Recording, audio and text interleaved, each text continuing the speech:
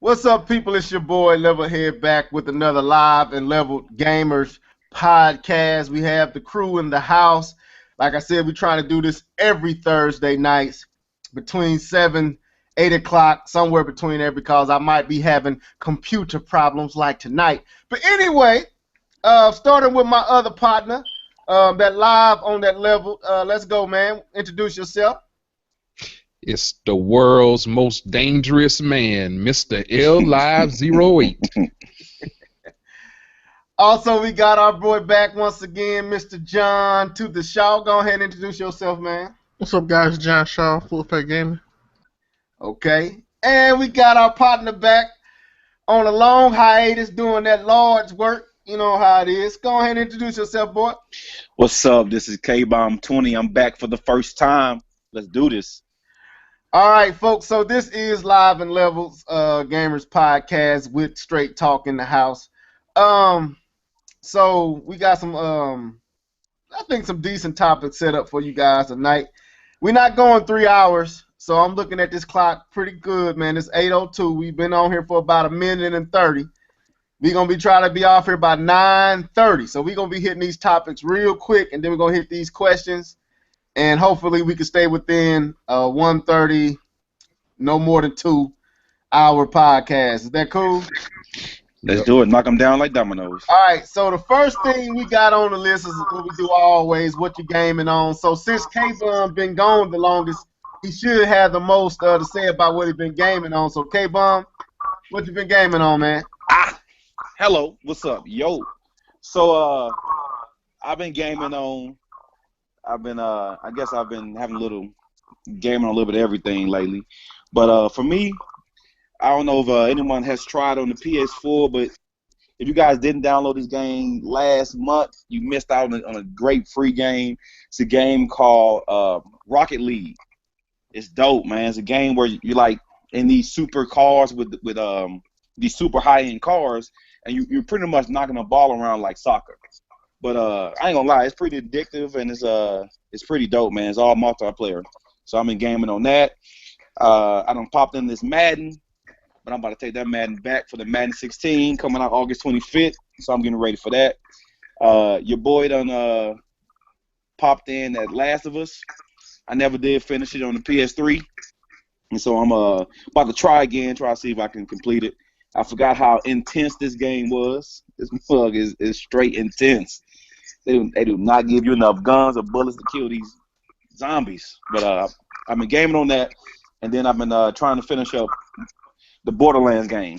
So I've been, like I said, I've been a little bit of everything. Okay, that's what's up. So you've been really getting. Somebody got some feedback going on. I don't know who that is. I don't know who I'm coming through on. But anyway, you sound like you've been doing some serious gaming, man. So live, what you been gaming on, bro? Man, I've been playing Shovel Knight. I've been stuck on that for the last couple of days. You know, just playing, you know, some indie games, and I've been playing Madden. Let's see. Been watching 120 Sports. You know, like I told you last time. You know, that's pretty much, you know, a different alternative to sports. You know, but that's for the most part. That's all. You know, that's all I've been doing. I just been taking it easy. You know. Okay. John Shaw. Yeah, I've been playing. I popped it back in that Battlefield 4. Been getting it in on that again, and then some GTA. That's about it. I went on ahead and sent that Batman back and all, and that Borderlands and all that. I sent it all back. I don't even feel like finishing none of it. Oh, you didn't finish them? Nope, I didn't finish them. I don't even care. It got to the point where I was just bored with it. I was like, then I stopped playing it for a while. Then I got back to it, and I couldn't even remember the buttons. So I was like, you know what, I'm done.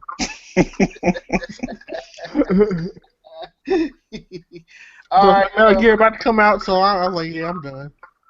Okay. Yeah, I haven't picked up Batman in a while. Only because of what you told me 2 podcasts ago. I'm probably gonna feel stupid though, cause I think that Batman. I think I was almost done with it too. Yeah, you probably was. But anyway, as far as me, man, I've been playing what Phil Spencer been playing. That's that Splatoon, man. I've been on that Splatoon. I don't know if y'all saw that article. I was gonna make it a topic, but I don't feel like squeezing it in.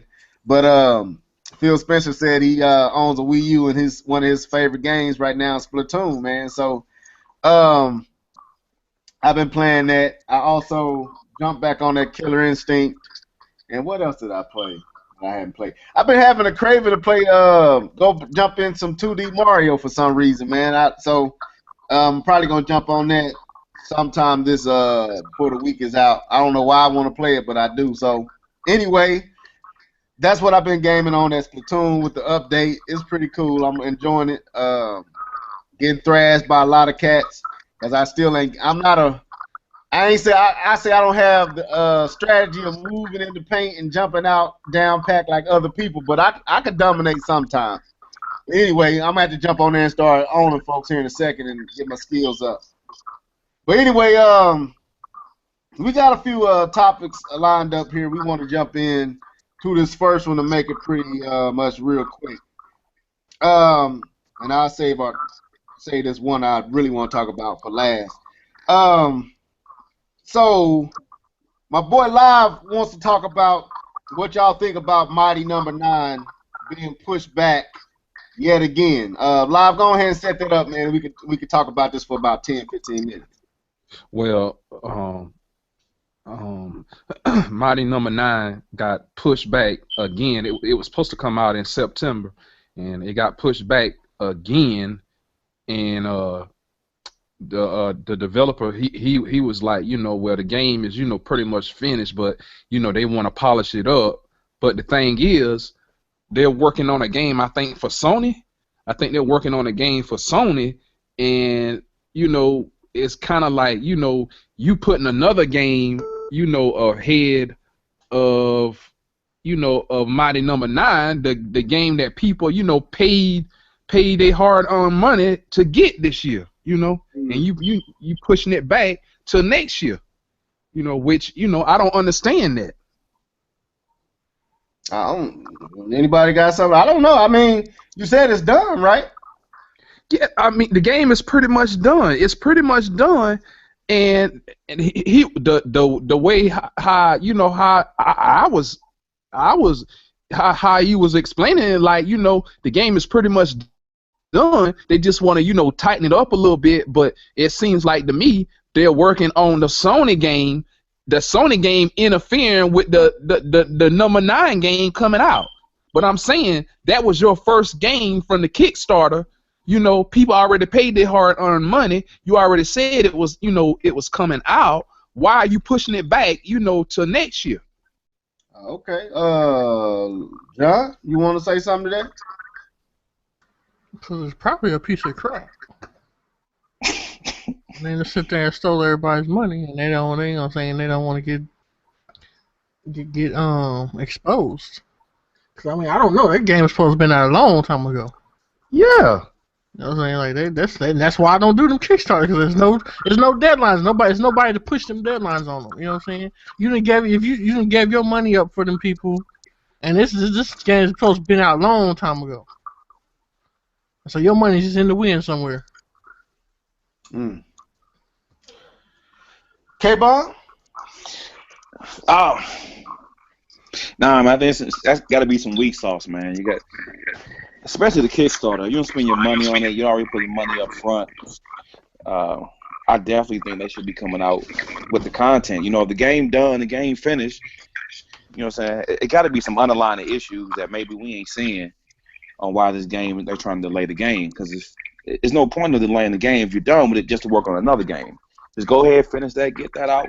And then, like most companies do, they put enough people to get the game finished, and then they put some resources on a new game. Once they finish that game, they push it out and move the resources from the old game to the new game. So, I mean, I think it's a load of bull, the future they're trying to come up with for delaying the game. I saw that game got pushed back, but I didn't check out why it got pushed back. To me, yeah, that don't sound too legit. If it's finished and you've been working on it, this is a 2D game, man. It ain't, it's what they say, the the spiritual successor to Mega Man. Right, And right. to me, it don't take much to make a 2D side scroller in that vein. So, I think they've been working on this game for what, about 2.5 years now, pretty much since the Wii U Yeah. was released. So that's almost 3 years now. So Yep. it should be hitting the market. Only thing I can say, probably too buggy or ain't really living up to their expectations, and they just don't want to say it. That's what I would. That's what I don't think I can lean to, because I can't see, unless they got a deal with Sony, that they can't release it until this game. I don't know. It don't make sense to me either. Yeah, it don't make sense as a Kickstarter. Yeah. So look, there's been other strange situations with Sony and Kickstarters, but we won't get on that. But cause this is a dude that, what's his name? He used to work for Capcom, right? Kenji in the Fuye, something like that. Yeah, that's him. In the Fuji, something like in that. the- This thing yeah, been back something since I can't say it right. 2013. Are we serious? huh? Yep. This thing been back since 2013. Yeah. Yep. They stole y'all money. They stole y'all money to go make another game. I don't think they got Yeah, any of that's our what- money, but they stole somebody money. That's what I say. I'm like, That's why I don't do Kickstarters, man. August 31st, 2013. Right. Exactly 3 years. yeah. And it's like, why would you push the game back if the game already done just because you working on a game for Sony? That doesn't make any sense. Is that what they literally said? Yeah, they working on another game for Sony. Yeah, it got to have something to do with Sony. Maybe Sony. I don't know. I mean, I don't think they can do that on the Kickstarter. Buy it as a exclusive. I don't think they can. Nah. People don't pay their money for it. They gotta live up to the expectations that they gave on the Kickstarter. Otherwise, people can try to get their money back, right? Right. Gotta live with the expectations. Oh no, you can't get your money back. Once that's why I said Kickstarter's a joke. You can't get you can try to do a class action lawsuit, but by the time you do all that, it's like, well, you didn't pay what, $60 for the game, or whatever you pledged for it. After you get through with all the legal stuff, it's not even worth trying to sue for it. Because you ain't gonna get nothing. Right. Okay. Live, you got anything else you want to say on that? Nah, man, I'm just disgusted because I was hoping, to play the game this year, that was like one of the games I was, waiting on. We'll have the PlayStation 5 and the Xbox whatever when that Shenmue come out. Oh Lord. Okay, well, let's move on then. We had to look into that. Mighty Number 9 should have been out by now. Let's go to this, man. Since we own Sony, I don't know if y'all read that article, but supposedly Sony is talking more remakes. So my boy K-Bum, I'm gonna let you kick this one off, man, because and give your thoughts. Then we jump to John Shaw. Then we jump to Live. So, what you think about? Man, my thoughts are quick. It's gonna be real short. Somebody help Sony. Somebody help Sony. Somebody get these dudes some money so they can make real games. This is a money grab, and I am embarrassed that they will come out and admit they want to make, as if that's a good thing, as if us gamers are sitting here clawing at the fact to buy a game we already bought. That is infuriating that they would make that assumption, especially after the fact that Xbox just came out and said, forget remakes, go play the game that you already got on my Xbox One. Here you go. So it's obvious and clear. Like I said, we've been beating this dead horse for a while. Sony has real bad issues when it comes to their developers and making first-party games for them. And that the best thing they can do to just try to get a game out there for their users is take what's already done, spice it up, make it look a little bit better, and give it back out. But I do have to admit, since we on this topic and I've talked about this game since I've been playing it, The Last of Us does look amazing on the PS4. I mean, I ain't gonna front about it. And I do like the fact that I can't play it on the PS4 because I never did finish on the PS3. And the fact that I can play Borderlands, I never played Borderlands on the PS3. And even to play devil's advocate about this and swing around the other side, I did talk to Levelhead about it. What I'm saying, the PS4 does have a bunch of converts from the 360 and the Wii. But to come out there and boldly say with your chest open that you're going to make remakes as if we're dying for them, it should be fillers. It shouldn't be the main course. It should be an appetizer, not the main course. So that's all I got to say about it. I'm done. Okay. Let me ask you this, since you wasn't here last week, real quick. What do you think about what Phil said about they're stepping away from, the whole paying for third-party titles, and kind of shed light on what he said, what they used to do and what Sony is still doing, paying for these exclusives and paying for these timed exclusives. Phil said they stepping away from it because for whatever reason they focus on first party. Do you feel like Sony is not in a position to do that, or are you like you believe they're making these remakes because financially they can't do it? That's easy. New IPs cost a lot of money. We've been down this road, and I did the research about this a long time ago on why we weren't seeing a lot of new IPs back in the mid PS3 days. Because at that point, we were seeing every last Assassin's Creed. We were seeing Dead Space 3, 4, 5. You were seeing Killzone 2, 3. You were seeing Resistance. Every game pretty much had a number behind it. And they kind of did the research about it and was showing that it costs a lot of money to do new IPs. And the safest route to go was to take something already established and make another game with it. And so I 100% believe Sony is not in a position to produce new IPs. And that's why we're seeing low volume when it comes to that. And you're seeing them have to resort to other measures, which is to include to try to lock up third-party exclusives. And like I said back when Xbox was doing it, even then, to me, as I said beforehand, time exclusives are really just, that doesn't make me buy a system one over another. A time exclusive. I'll just wait until I can get it. And I said the same thing when 360 was doing it. I said the same thing when the PS4 is doing it. I don't think that makes someone want your system over another. Now, maybe what Xbox did with Tomb Raider, the fact that it is their game, it is an Xbox-only title. Now, that is what wins people over. Okay. John? Live? Who did I say it was next? Was it John? John. Go ahead, John. Man, as long as y'all idiots keep buying them games, they're gonna keep remaking them games. Cause this is retarded. It's like I can see if they went back to the PS2 library and remade some of them, but nah, we just got through playing these things 2-3 years ago. Like, Okay. You know what I'm saying? It's like 2-3 years ago we just played these games. Why we playing? What was it? What was one they just said they was about to remake again? Resident Evil They 2? didn't say they. Heavy Rain. It was Heavy Rain and something else, or I know they. Well, in this particular article, they didn't really say what they was going to remake, but they said that expect more remakes to come. So, like Kenny was saying, making Heavy Rain and the other one that just came out right before the PS4 launch. That was Between Two Souls. Yeah, that one, and then there was another one. Was it Between or Beyond? Beyond Two Souls, 1 to 2. Yeah, Beyond Two Souls. What's the one that's like Heavy Rain? Beyond Two Souls. That's it. Okay, that's that one. That's that one. It's made by the same person. Then you got the Uncharted 4. Then you got not Uncharted 4, but the Uncharted collection.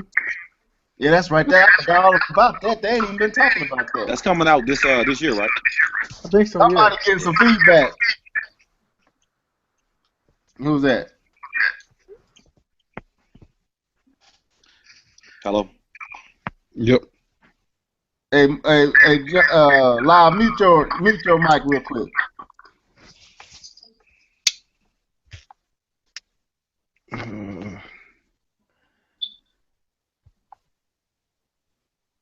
You muted? Hold up. Oh, okay. Go ahead. After you John, go ahead and finish what you were saying. See if it's John Mike live Mike. Um, yeah, they just keep. I Yeah. mean, they just keep making all these games that they just came out with this stuff. You know what I'm saying? Like, they just came out with this stuff, and it's like it's no point in. I mean, I don't know. I really don't understand how this stuff is selling like that. I mean, me personally, it's like the games don't even be that. They don't even do that much to them. Okay. You know what I'm saying? It's like for the power that they have and much stuff that they have and much stuff that they could do to it, they don't do that much to them. You know what I'm saying? At least with Xbox, at least you get all the. You know what I'm saying? They sit there and throw a package deal with you. You know what I'm saying? With the Master Chief Collection, you got all the Halos. With the Gears of War, you got all the Gears. You know what I'm saying? Right. Well, I think this Gears there's only one, right? No, you get all of them. If you buy, it's like a time frame. If you buy within the time frame, you get all of them. Oh, okay. Well, I'm gonna have to do that then. You get to play them through backwards compatibility. Oh, well, forget that. No. Okay. Same thing. I mean, you still get you get the games. You don't have to pay for the games extra. But it's, what you're doing is you buying the They give you a digital download for the 360 version. It ain't no. This is just the first one's gonna be remastered. It ain't. You know what I'm saying? Brought up to rezzed up. Just the first one. If you buy the Gears thing, that one is. Okay. Even that, I don't like. Y'all better bring some new games. I'm sorry, this is like year 2. Y'all better come quit playing with me. Okay. It was something you said that I want to let Live get in here, and then I want to come back to something you said, and then we move to the next topic. But Live, what you think, man? I mean, it doesn't make feasible sense if like I said before, these developers, they ask for power. You got power, and now we got to have all these old remakes, Resident Evil 2, Capcom. They putting on Twitter and YouTube and throwing all kind of ads. Yeah, we remaking Resident Evil 2. Who cares? Who cares? Who cares about Resident Evil 2 or remake? I don't want to see that. I bought a new system to play new games. That's what I want. I don't mind playing God of War 5. I don't mind playing The Last of Us 2, but I do not want to play remastered games. I don't want to do that. If that's the case, I might as well just pull out my PS3 from out the closet and play that, and just buy the old games. Or just buy me an Xbox 360 and play the old games. Let me ask this question. Mute your mic again. I think that's you, Live. Let me ask this question, then Live, you answer it, then John, you answer it, then K-Bun, you answer it, since we go back that order. John said it'd be better if they went back to like the PlayStation 2, PlayStation 1 era and remade some games. So based on that logic, Live, what game from one of those eras or generations would you like to see be remastered if they was, to continue this trend? Let's see. Oh, does it have to be on the PS2? I mean, any game. I would like to see Soul Calibur from the Dreamcast remastered. That's hot. Yeah, I would like to see that, because that game was tight. That was the best fighting game I think that's pretty much the day that was made. That game was tight. Okay. See if you can mute your speakers or something. You're getting loud feedback. K-Bun. Well, you messed up your order, but I'll go ahead. Yeah, I mean. Go ahead, John. I got 3. I would want a siphon filter. Oh yeah, you've been talking about that siphon for a good little minute. Yeah, I would want a siphon filter. I would want another SOCOM 2 or 3. And then I want a Brute Force from the Xbox. If they was gonna remake something, remake those. Okay. All right, K-Bun. All right, so I guess I ain't playing by the rules. If I had to get a remake, I'm sorry, I'm going way past beyond PS2. If they can establish me and give me a Mutant League football game, I'll be done. A If what? we can Mutant League football. They can somehow remaster that. They can have my money. Okay. That's okay. For me, since I was gonna try to, since Sony making the remakes, I was gonna try to stick with Sony, but since y'all opened it up to other and Live, if you got another title you think about, I'm gonna give it back to you, man. Right now, I would say Kung Fu for the NES. Remake that some kind of way. WWE WrestleMania that was on the 64. Oh yeah. Remake that. And Wave Race, the original Wave Race, if they could remake that with the same feel and everything, just modernize it with the graphics and all that, I would definitely go pay for that. Double Dragon Revenge. If they could some kind of way make a beat 'em up that felt like Double Dragon's Revenge or the original Double Dragon arcade version, just spice it up for, to look like today's games, but keep it in that side scroll beat 'em ups. Oh yeah, I definitely go buy that. And a couple of those Neo Geo arcade games. But anyway, Live, go ahead and jump back in here, man. Since they opened it up to all types of games, what would you like to see from the past come back to now? Conquer Bad Fur Day. Let's see. What else? I think they got that Which on one? Rare Replay. Yeah, but it ain't remastered, is it? I can't say that. Yeah. And that Jet Force Gemini too. Okay. And No Mercy.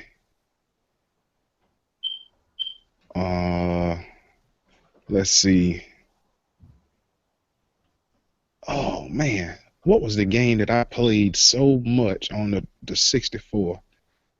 Oh, Castlevania 64. Oh man, I love that game. All right. Yep.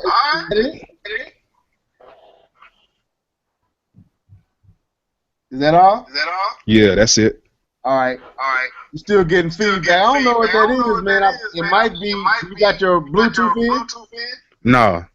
That's what it is, man. Your mic picking up me coming back through. So with that being said, K-Bum, you ain't gonna get that Yu-Gi-Oh? You know you was big on that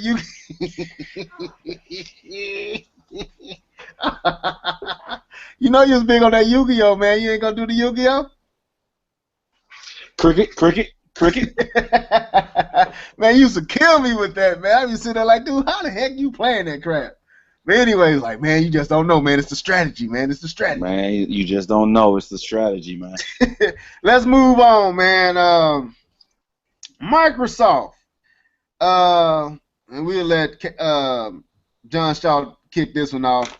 Microsoft is putting a lot of their exclusives, or seemingly this generation, all of Microsoft's exclusives are seemingly showing up on Windows 10 via PC. So they're PC games as well. So if you own a PC, a gaming rig, you can buy Microsoft's games or Microsoft's exclusives, like, what I'm saying, they question whether Quantum Break and Scalebound, of course, Crackdown, and a few other games that's already were exclusive to the Xbox One that's for some reason showing up on PC. So, John Shaw, is this hurting Microsoft sales? Like, are they shooting themselves in the foot by doing this? Nope. Okay, explain. They're actually making more money because this. If you 9 times out of 10, if you own a PC, you 9 times 10 you wouldn't about to get a console anyway. You know, most likely. You know what I'm saying? In all likelihood. So then at that for games that they might, you know, like it might have been 1 or 2 games that might have been on console, but you're not gonna buy a console for 1 or 2 games. You know what I'm saying? But now you get an opportunity to play those games on the PC. Because I mean, if you think about it, everything else is on the PC. It's not nothing that the consoles really have other than a couple of exclusives that's not on the PC. And so now that opens the sales up because that's actually it's a win for Microsoft. Period. Because now they get to sell either way. You know what I'm saying? They get to sell either on Xbox or they get to sell on PC. You know what I'm saying? Also, they opened a new avenue because this is what people been wanting to do anyway. They want to play PC versus console. Mm-hmm. You know what I'm saying? So that opens a whole nother avenue right there. You know what I'm saying? Where you get to play with the people on the PC and get and stuff like that. So who's better, mouse, keyboard, or controller? You know what I'm saying? Something like that. So it opens up another avenue right there. A lot of people say it hurts, but it really don't. I mean, it's like it's opened up another avenue for people to cross that bridge. Like it's like if Sony did it, so somebody would buy that stuff. So, I mean, well, basically they're trying to let that PlayStation Now is for people that don't own a console, right? Right. So would that be hurting Sony? No, it's just giving them another avenue to hit people that might not buy the PS4 or PS3. You know, it's just another avenue. I don't think it's hurting them at all. Okay. K-Bond? Yo, I'm actually gonna agree with John here. I think even when you talk to people that's gonna buy it, that had to choose, a lot of people I don't think it's really a choice. If you're a PC head, you know what I'm saying, you're kind of probably not getting it for the Xbox anyway. And if you're a console guy, most likely you're not really that big on the PC. It almost pretty boils down to, where your friends are. Because I had the same conversation with one of my buddies, and he has an Xbox and he got a PS4, but he has a bunch of his friends on the PC. And so he would rather spend that money or get that played on the PC than play it on the console, just because that's where the most of his friends are. So the fact that they're opening this up and actually spreading it out for the PC to get a part of it, I don't think they're biting themselves by doing that.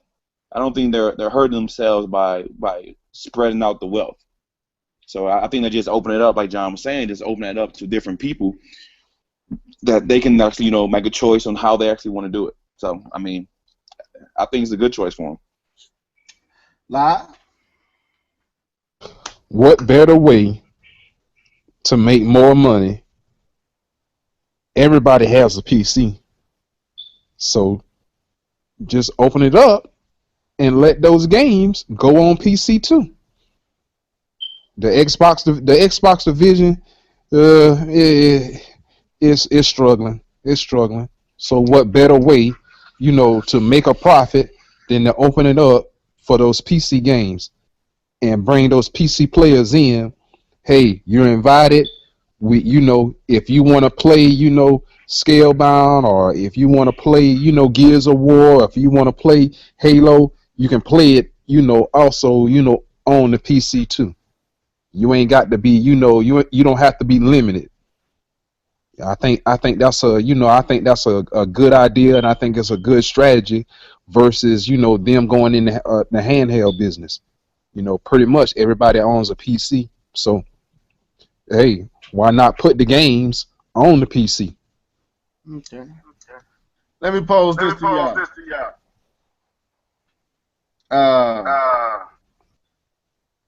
Me right quick, live. I would say I see what John's saying, I see what Live's saying, K-Bomb, I see what you're saying. But at the same time, I do think they're killing potential sales of the Xbox One. If you could get the game on PC, that's a reason not to have to buy an Xbox One. But if you couldn't get it on PC, then your only option, if you want to play that game, is to buy Xbox One. But I pose this question to you, and I guess we'll jump back through the same order. is this a sign that Microsoft is slowly about to move away from dedicated hardware for like Xbox Ones and the Xbox 360, the Xbox OG? Is this a sign with putting all these games on the PC that they're in the future might have whatever they make is going to be more like a PC than a console, where like what Live got the Alienware. It's basically a PC without all the hassle of having to interchange parts, but it's a PC. Do you see Microsoft going down that road, eventually trying to lead folks to just playing on PCs? Go ahead, John. Well, they said themselves that they plan on building a brand to where it's just one brand. You know what I'm saying? Where you don't differentiate. But I'm tongue tied right now. But you're not gonna be able to tell between the two. You know what I'm saying? Because right now, if you think about your Xbox, if you have all the features that they put on it, and also now with Windows 10 and all that stuff, your Xbox is a PC. You know what I'm saying? Xbox One is a PC. You know what I'm saying? You got Skype, all that stuff. You get everything, all that stuff. The Internet Explorer, all that stuff, and it's a PC. Pretty soon when you're gonna be able to stream PC games to the Xbox One, where you can stream the Xbox One games to the PC. I figured that I thought it was only going one way, like from. No, they're working on going the other way. Oh, okay. You know what I'm saying? So I think down the line in the future, I think it's going to be an integrated system. Also, if the cloud gets more popular than what it is, that's where it's going to be. It's going to be all consoles are going to be that like that. I think they're trying to push it where the hardware ends on where the most of the hardware is being pushed on another end versus our end. If you just look at the trends and how things are going. Whether or not we accept the trend or not, that's gonna be up to us. Hold on, my fault. That was my phone ringing. I thought that was my girl's phone. It's like if you see where the trend is going, like with the PlayStation Now and stuff like that, you see what they're trying to do with that right now, right? Right. Basically, all the games are being pumped from the cloud, but you can play it on anything. Like you can play it on the regular. You just pop a controller in and play it on the regular TV. You know what I'm saying? You don't have to have no big hardware to do that stuff. That's where they're trying to push it to. That's where the future of gaming might end up being. Whether or not, I don't personally want it like that because that means they're in more control of things. And which is something also I'm gonna stop there because that's something I want to talk about on one of the other topics. But yeah, basically, I think it's going to be one integrated system as far as, and also, especially with the cost of PCs coming down, the size of PCs are coming down. Yeah. You know what I'm saying? So I think it's going to be one more towards an integrated system. Okay. K-Bob? Well, if anybody's in a good position to do that, to create that integrated system, Microsoft would be the first ones to do it because of their knowledge on the PC side and their knowledge on the console side. Will they do that? I don't know. I'm just looking at their vision that they have for the Xbox One. But even with that vision they have with Xbox One, for Sony and the Xbox One, the PS4 and the Xbox One, they both have visions of being mini PCs. That's why the architecture was the way it was. They were really trying to become mini PCs. The question is, will that trend continue to the next console?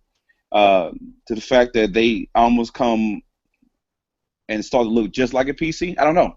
I think Xbox, even with this cloud computing, that may be something they're going to push even further this console. But the question is, will that continue to the next console? At this point, I don't know. I have more questions than I have answers. I think they could go it, but I still don't. I'm still not buying that they will. Okay. Live. Man, I think Microsoft. I think they got the the right vision. But I think Microsoft, what they want to do, like how you say, make a unified system, like how Apple has, they OS, you got everything that can, the same OS that runs on the tablets, the cell phones, the Macs, everything is unified. And I think Microsoft wants to go, to the same thing. So that's why, they did the Windows 10, update. So everything will be unified and, be running coincide, with each other, like, yeah, I think that's what everybody, is going to do. Even Sony, even Nintendo, with the NX, everything is going to be unified, you know, you'll be able, it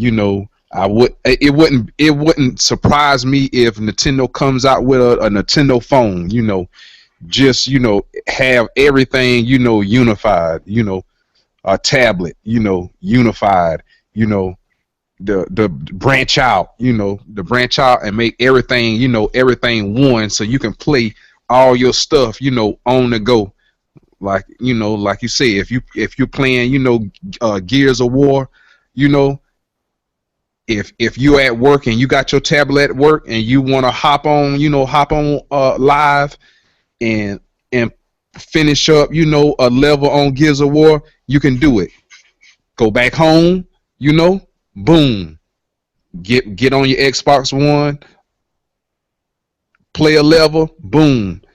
You going on a trip, you go on your phone, you want to upgrade, weapons or whatever, like that, boom, you can do it, right on your phone, everything, be just unified. Everything will be unified. And I think that's what Microsoft is trying to head at, the same way how Apple is. Apple is just, a unified system, and it works. It works, because look how successful Apple is, with their OS and with their sales of, their computers and cell phones, and Apple TVs, and stuff like that. Everything is unified. So Okay. I think I think that's what Microsoft is. They're looking at Apple. Same thing Nintendo looking at Apple, and it's like, hey, what are these guys doing, to sell, all these, units, push all these units. So that's All my right. take on it. Mute real quick. All right. I think that the whole, like, Microsoft started off with the whole online, always online. I think by having to go away from that idea, it hampered a lot of. And I think Live and John was talking about it last week, and it brought up an interesting thought to me. I am curious what the Xbox would have looked like had online, always, mandatory online been there, with the downsides of that, versus the pros of it, because looking at what they did with Crackdown, and the multiplayer is online, so you can do all this type of stuff. Then if you had a always online, mandatory online system, that meant that even a single player would have those type of features, even though they have it. Right. So it seemed like to me, Microsoft's ideas really are pushing it towards a PC, because PC is online all the time. You know what I'm saying? PC is always hooked to your internet, so there's no trepidation, when you think about a computer, you think about internet, you think about being on, hooked up, being on the grid. Whereas with your Xbox, it might have been hard to understand having to be hooked up all the time with PCs, with tablets, and all this stuff. That you want to be hooked up, you want to have that access all the time. So I think Microsoft with the Xbox was trying to lead gamers to that experience, but I think the cons outweighed the pros in the way that they expressed it. But I heard you was trying to say something, K-Bomb, or was that John? Who was trying to say something? somebody was, if y'all got a comment on that, like, um, with the way it looked like they're going, it seemed like to me, like y'all saying, what Live was saying with the whole everything being in sync, being unified, like Apple, is Microsoft. It seems like that's what Microsoft want to do, and it seems like that's where they're going. Windows 10 and everything that they're trying to do is going to be filtered through this Windows 10 and what they're doing with it. So John, jump on that and share your thoughts, and then K-Bun come in after him. Yeah, it's just like we're saying, how the unified thing, and also where the basis is gonna be is to where they don't have to spend a whole lot of money on hardware. Right. To the hardware to sell to us. You know what I'm saying? And it's basically like, because that's how the cloud computer is. Like with the OnLive, you had one little tiny box, or you used your computer. Either one. You know what I'm saying? Because you had the console or you had the computer. It didn't matter. You can use both, either one, and you get all the same games on either one. Let me throw this in here, and I don't know if y'all caught this, but I forgot who I was watching. I can't remember. I was watching the video, and they had an article up where they had proven that most of the people who own PCs, and it's leading somewhere because we're pretty good on time. Most of the people that own PCs, like 80% of them, really don't experience true blue high level PC experience. Most of them is on almost like where the Wii U is, 720p, 60, 30 frames per second, stuff like that. That's what most PC owners are experiencing. 720p 60 frames, or 720p 30 frames. They ain't even able to, or that 90p, that 900p where Xbox is. They get into that level. Very few, like the John Shaws and other folks who own very strong rigs, are experiencing that 1080p 60 frames plus. Some people get up into 100 frames per second and stuff like that. So with that understanding that even the PC experience ain't as great as we thought, graphics and all that is becoming a moot point at this moment, where you're basically like the home console. You might not. No, it doesn't look better than the high-end PCs, but at the same time, it looks good to where graphics on every platform looks good. So Microsoft could be thinking, what's the point of us making another dedicated high dollar, overpriced, losing money out the gate piece of hardware when I can get that game, give you a controller, let you stream it through your tablet, let you stream it to your PC at different levels of quality, and you can still play the game, and we making money hands over fist because all we giving you is software and the game to play it on. John, go ahead. What you think about that? Yeah, I mean that's kind of like I had a video I was gonna do, but I was supposed to do this like last year or something. But it was a video I was supposed to do that I was talking about how PC gamers, how they jumped into the console war lately and stuff like that. And they just yap about how consoles are so great and all that stuff. I mean, PC is so great and all that stuff. But in reality, they just bored like we bored. Because really ain't nothing coming out on their system. Other than graphics, there's nothing to boast about on the PC. Mm-hmm. You know what I'm saying? It's nothing like what you can tell me an exclusive that's on the PC that's so groundbreaking and revolutionary. You can't tell me one. Right. You know what I'm saying? It's like it's nothing on there. You know what I'm saying? It's like, so I mean, and then also in order to get those high graphics and mind-blowing graphics to where it actually makes a difference, actually a big difference, you got to spend upwards to thousands to $2,000 on stuff. You know what I'm saying? That's not including the monitors. That's just the card, right? Yeah, the cards and the motherboards and the whole PC. You got to spend about $2,000 on the PC itself versus not even buying the 4K TVs or 4K monitors and stuff like that. That's another $2,000-$3,000. Yeah, and the average person is not gonna spend all that money on that, Mm-hmm. And like me, I bought it back. This is back 4 or 5 years ago. I paid $1,000 for my PC. You know what I'm saying? It's still an i7. It's still still got NVIDIA 600 series card, and I still can push a lot of graphics on there and stuff like that. But it's starting to get outdated now. Okay. You know what I'm saying? It's starting to get outdated now. But the main reason why I don't play on PC is too many malfunctioning parts. Right. You know what I'm saying? It's too many unknowns. You know what I'm saying? And it's a hindrance and then you gotta sit there and figure out what's wrong. So how would Windows 10 and like with Microsoft With Strat that, address that? I could play like with the cloud and all that stuff. I could play a high-end game without having to push my system as hard. Okay. So basically, I can play a higher-end game, but not as long as my internet connection is good, because I got the Google, and as long as the internet keeps going up like what it's supposed to be going, and the infrastructure going up, you can play these high-end games without having to push the hardware on your system, on your end. Okay. It'll be done on their end. All right, K-Bum, jump on in there.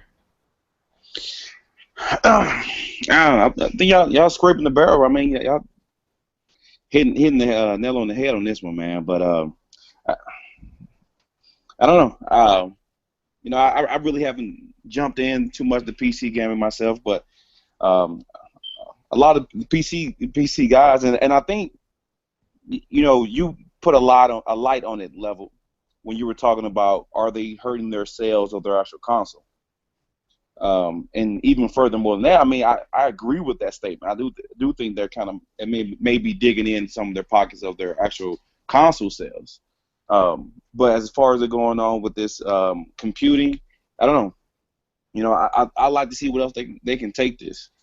You know, I saw a little bit of the Crackdown video, you know, but like you said, if it was something that was always online, like something they really wanted to do, and I think maybe that did hinder some of their vision of the console not always being online, and so they couldn't really push the cloud computing like they said, because outside of Forza, you know, I think this is kind of the first time I'm really hearing about them really using the cloud processing.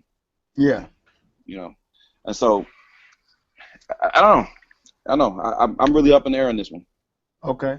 Live?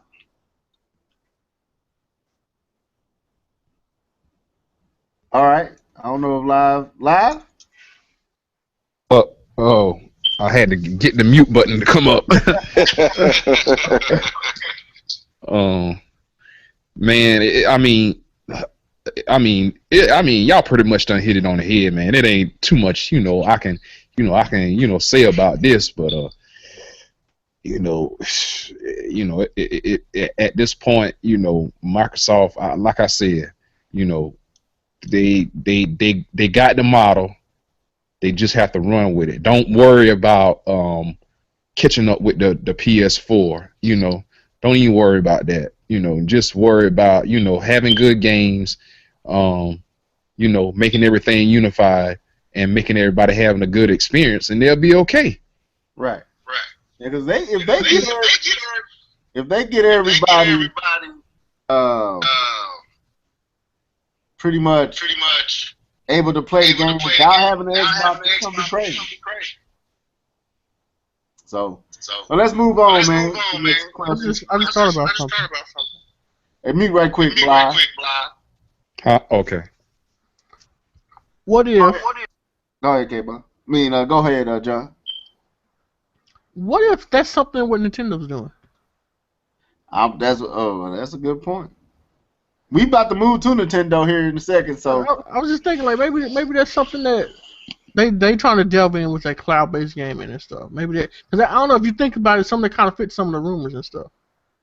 But do you think DNA? Because that ain't Nintendo's strength, so it would have to be through DNA. Do you think DNA knows anything about the whole cloud stuff? Well, the cloud it's new, but it's not new. Everybody got the cloud, like Apple. Everybody got the cloud. Okay. All it is just server side processing and stuff, and they do the processing and they just stream everything through online. It's a possibility. Cause right now I could go I could play a PC game, right? Uh, and I can give you remote access to my PC to where yeah, you'll they be do that streaming on now. your. I mean, I had to get some stuff done to get my Wii U up and running, and Nintendo took over my computer. I don't know if that's the same thing, but are we talking the same thing? Is that's what you're talking about, or? No, like right now, right? Uh huh. Let's say you wanted to play a game on my computer, right? Right. I could give you remote access to that right now. You can play on my computer. Just off it, and all you will be doing is you just be streaming off your TV. That's actually what the PS4 has with the Share Play. Oh, okay. I got you. That's what they do. You actually you join on the same PC, and so the one that's connected to the PC is being streamed the game. Okay. So the processing, all the whole processing is being done on the other end. That's basically what the cloud Right, is. right. Yeah, that's right. Okay. Live, you got something you want to add to that? We can move on. Nah, I'm straight. Okay. All right. So let's get to this last topic for these questions. It's been a pretty thorough, quick. We ain't, we don't have the same. We ain't taking long on these topics, but that's pretty cool. This last topic for the questions is Nintendo. One of Nintendo's people claim that the gamepad is the only true innovation of this generation. So since Live, you've been sitting for a minute, I'm gonna let you jump in on this, man. What'd you think about this article? Did you get a chance to check it out? Um, I think I seen a video on that too, and Okay. pretty much I would have to agree with it. Yeah, it's innovative. It does a lot of good. A lot of good stuff. Do you think it's the most innovative this year? Yes. Okay, go ahead. Explain. Go ahead. Pretty much. You got the NFC, you got the gyroscope. Man, you got the touch screen. On there. You pretty much do anything that you want to on there. You got the speakers, you got the camera. You got the bumpers. The only thing is, yeah, it might be a little bit bulky, but for the most part, that it's a pretty much good controller. Okay. All right, mute real quick. I'm gonna let K-Bomb in here. Okay. So this is Scott Moffitt. I don't know how to say his last name, but anyways, Scott is the person who said this from Nintendo. He says that the gamepad is the most innovative piece of hardware this generation. No other company is doing anything like that. So K-Bon, what you think, man? To be honest, if we're just trying to level it to just a piece of hardware, and if we take out the consoles themselves out the whole consideration, then yeah. But if we're just talking about the most innovative piece of just this generation in general, as we're looking in all things. It's however you want to look at it. I mean, we look at all things. To be honest, I think the most innovative will probably be if they can execute the way they're saying they can execute, is that cloud processor. To be honest, that's how I feel. If it does what they say it can do, the fact that they can literally destroy the entire city, to me, that's something that could not take place last generation, and that's something that is only taking place this generation. But we haven't seen this cloud processing really in this true form yet, and so I can't give the jury out for them. But just speaking on the gamepad itself, to me, I don't know. Maybe because I haven't had enough time to have my hands on it. I played around with it. I've seen it and I've seen demos. To me, it looks like a masteration of what was being done beforehand, what was done with the Dreamcast. I know when the Dreamcast first did it, to me that was big time innovation. That was probably one of the best that we've seen that generation. When they added the whole being able to play with the actual controller with the little device they had, and I forgot what was called. But so we've kind of seen this kind of go full circle because Sony tried to do it with the PSP, with the PS3, when they were trying to let you play the little dragon game with the joystick. But it was not to the level what Nintendo actually accomplished with their gamepad. But I still can't give the nod to them because to me I don't see it as this big innovation. I see it as just improving on steps that were made beforehand, and even what Nintendo tried to do with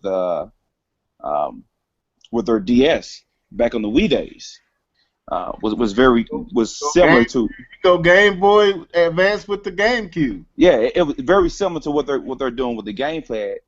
They did blow it out and make it much different. But to me, I don't think it's that much innovation. Well, I don't think it's the best innovation this console. Another thing I will maybe not even over the gamepad. I think the gamepad is maybe top 5. But another thing I would knock maybe even over gamepad is persistent worlds, or not even persistent worlds, but the fact that games are now trying to blur single player games and multiplayer games. I've seen this in several games, and you're starting to see a lot more that while you're playing your single player game, you're actually in a multiplayer universe. Okay, gotcha. And to me, I think that's one of the most innovative things I've seen. Is the fact that you're playing single player in a multiplayer universe, and I think that's really cool because the encounters you have in that particular world are really unique and pretty cool. And I'll speak on Need for Speed because they actually one of their big sellers was that. And I think it was cool of me running my race in my single player universe and actually running into another user while they're running their race. So, or I'm doing my cop race, and someone else is a cop, and they come in my single player and help me chase down one of the racers. So I don't know. To me, that's what I think. I think the gamepad is definitely top 5, but to me, I don't know. I don't think it's the number one innovative thing we've seen this generation. Yeah, he said this. He didn't even say the number one. He said the only innovation. So. Oh well, damn, my bad. No, I said number one. I'm reading it right here. He said the only. So go I ahead, definitely don't agree with that, then. Do you think that the gamepad is the number one innovation? You have to, you have to define of what you want to speak on it as. Because like if you want to say as far as the consoles and it didn't distinguish. It just says is taking indirect shots at both Sony and Microsoft for their consoles. Says that the gamepad has been the only innovation we've seen this console cycle. No, I can't agree with that. No. Okay, so explain. Yeah, I can't agree with that because while yes, playing on the gamepad is cool and being able to open your menu systems and on Call of Duty, being able to see your map and see all the players on the map without having to look at the little tiny screen on the side corner or whatever. While that's all cool and dandy and stuff, I don't think it's the most innovative because, like, as far as my concerns, my favorite console this generation, it might not be my most played, but it's still my most favorite console is the Xbox One. I feel like all the features that they add to that console is just innovative and stuff that I've been asking for since I was a kid. You know what I'm saying? I've been asking for a kid to be able to, I say, wouldn't it be cool if I could be in a video chat while I'm playing the game? Now I can do that, with Skype, and I can snap Skype and all that stuff. I can watch TV while I'm playing my game. Okay. You know what I'm saying? Snap it to the thing. You know what I'm saying? I can control my console with my voice. Well, okay. Let me, and I know John. Live and get a chance to answer this question in this light. But based on what you're saying, would you say that's gameplay wise, or would you just? That's why I said you have to distinguish what you want to say. Is like as far as if you want to say as far as making the games better. I think that's reading. and listening to his example of why he believes that it'll lose to more of gameplay, as far as the gameplay goes. And then say, okay, if I'll answer it like that. As far as that goes, I say it's an improved upon, like what K-Bon was saying. It's an improved upon of what's already been there.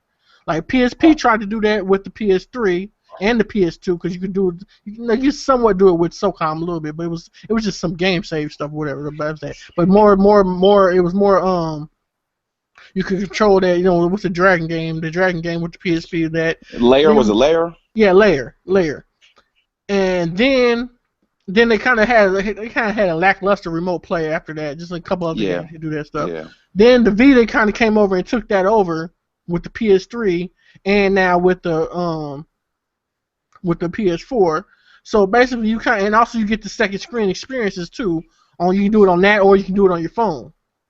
Right. Well, I know, don't forget about it. I know because I'm just, I know listeners like, man, the GameCube did that first with the, with the Game Boy Advance with that 4 swords with the Zelda 4 swords. It was doing that 4 screens with your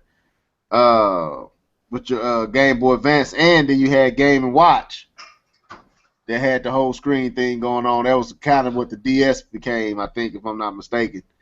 But anyway, go ahead. Yeah, and so I have to. I don't know, but I can't say they're the most innovative. I just think they polished it the most, and they made the most use of it versus versus everybody else.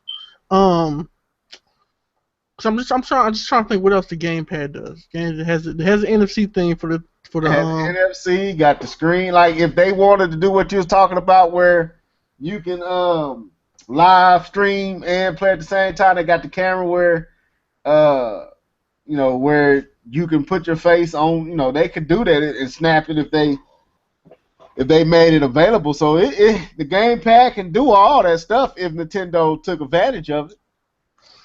I can't agree with that. I don't think that's I don't think that's a fair statement now. Let me let Live back in here because I don't think he got to answer it from that angle. So Live, based on what you just heard, go ahead and answer.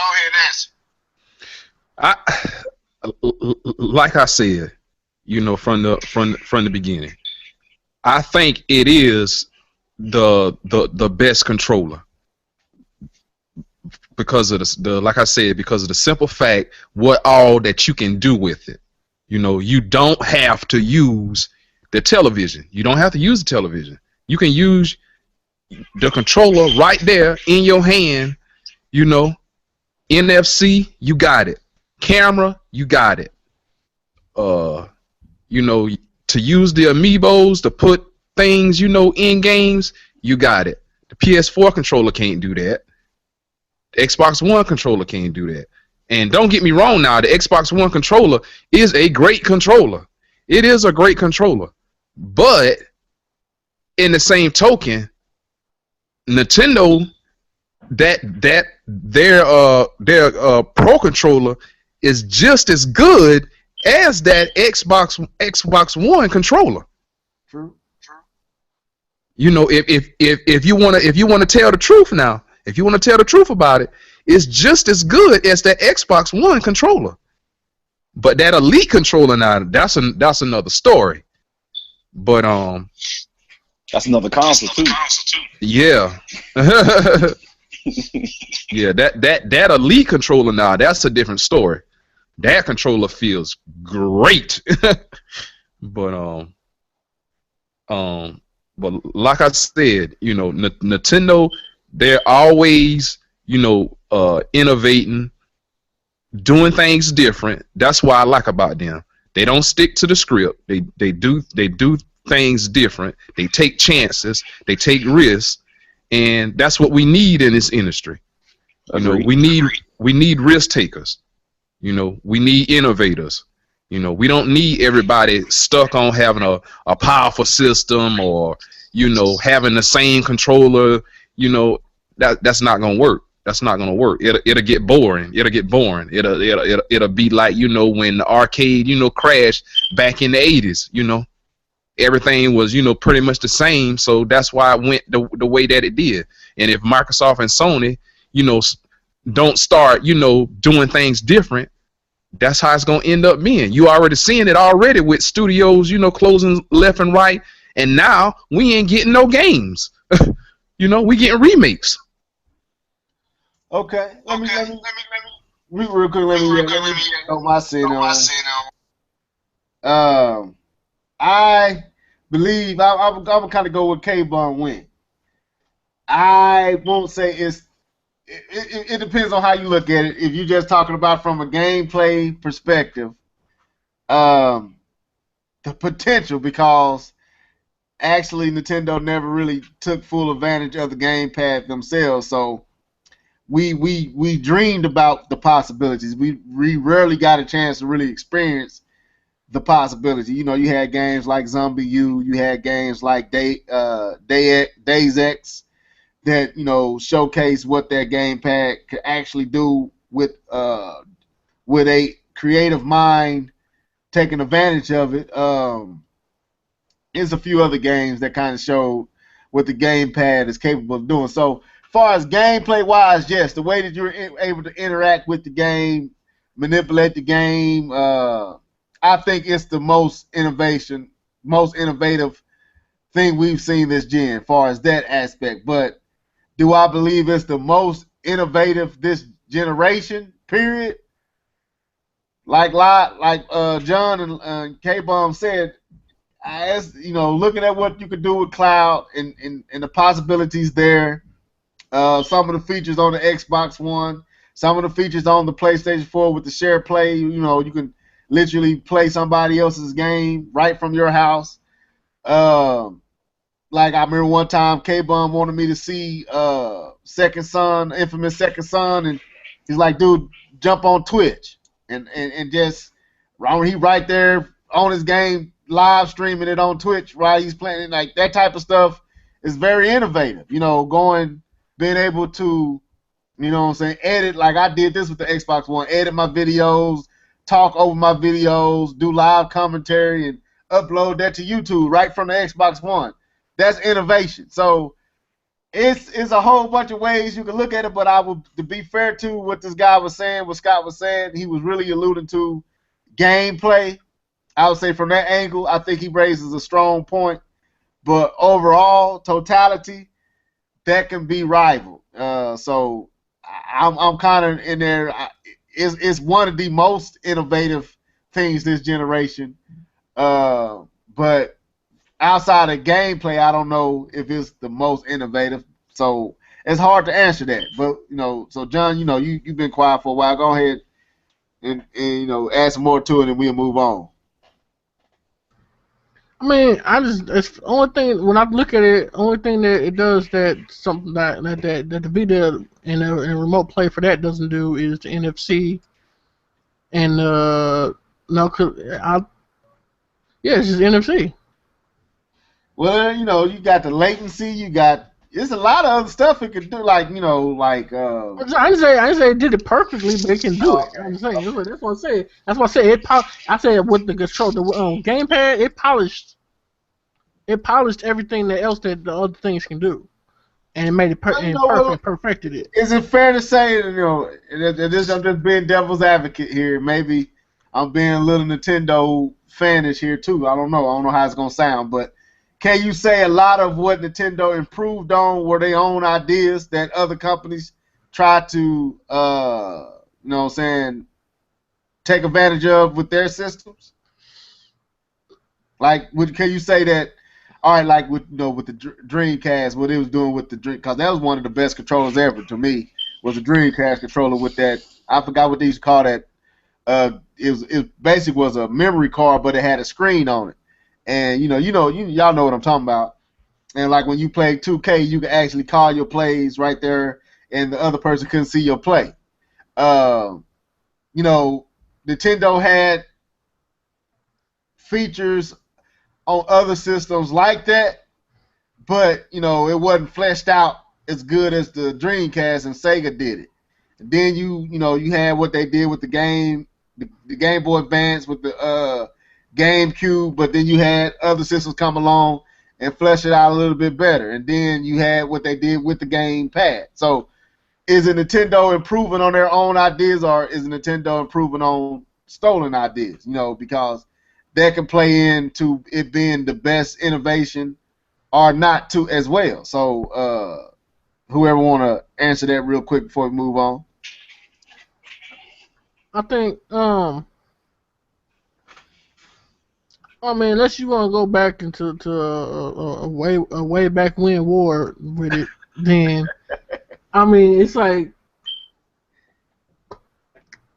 it's not about who did it first. It's about who did it the best. Okay. Well, then Because at that point in time, and so like even though Nintendo might have started it, other systems did it better until now. right. You know what I'm saying? So now when Nintendo did it, now they did it the best. So now that's why. So I guess I mean I don't know how to answer that. So Yeah, I'm kind of stumped. K-Bomb, you got anything you want to add to that? Or you done? No, no, I ain't done. I don't got too much to add to it. I do agree with John that it's not always about who's doing it first. It's about who's doing it best. That's what we have even with the phone races. You have what I'm saying. Nokia was the man. It kind of started the whole thing, but you can't find a Nokia. You know what I'm saying? And I still think it is about who's doing it best. And and Palm started the smartphones. yeah, it's right. Yeah. Palm. I don't even see nothing about a Palm. Yeah, you straight right on that. So I mean, that's my 2 cents on that. I don't dig too far into it. I don't think it's too much there. Okay. Live, you got anything else you want to add to it? Nah, I mean that's pretty much it. I like I said, I feel like the gamepad, it was a risk, it was a risk taker, and for the most part, I think it was a good risk, but sales wise, no. All right, we're gonna get into these questions. I thought we had another topic. No, that's it. He don't care about my topic. That was the whole demo thing. Mute right quick, John. Live. Okay, I brought up the demo question about demos. Where the demos at? No, okay, let's go here real quick. My bad. Thanks, John, because he don't care about my question. It's all good. This is the level-headed show. No, this is live and level. I thought I answered the question, man. I thought I did. But okay, let's get to this last one.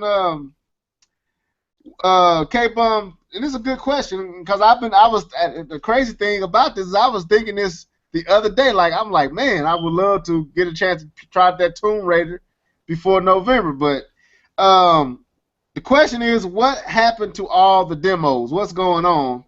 And the second part to that this topic is, did the demos hurt or help the sales of the game? So, K-Bum, go ahead and set it up, man, because this is your question. So set it up how you want. I'll do that.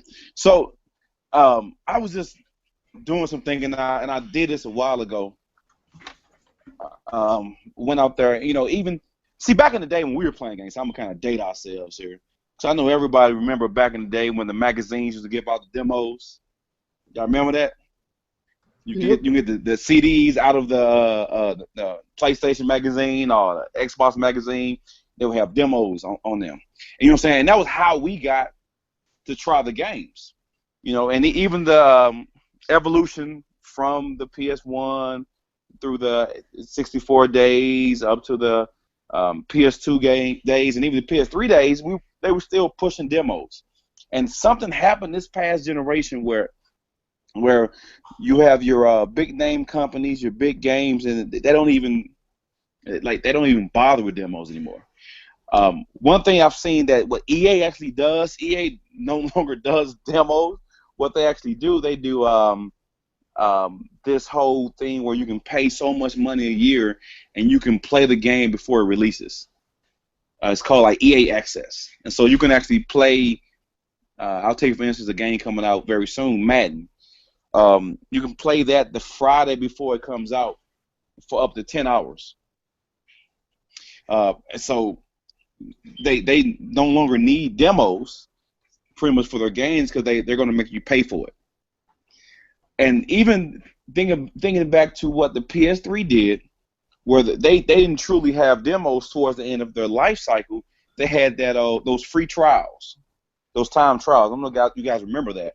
Yeah. But you can actually try the game out. It was actually better than a demo because you got the full game for an hour or a certain amount of time.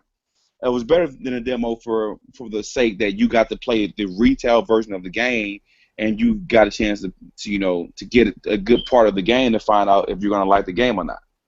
So I think somewhere between companies making you pay to buy the game and other companies giving you time trials, that we kind of just lost our demos.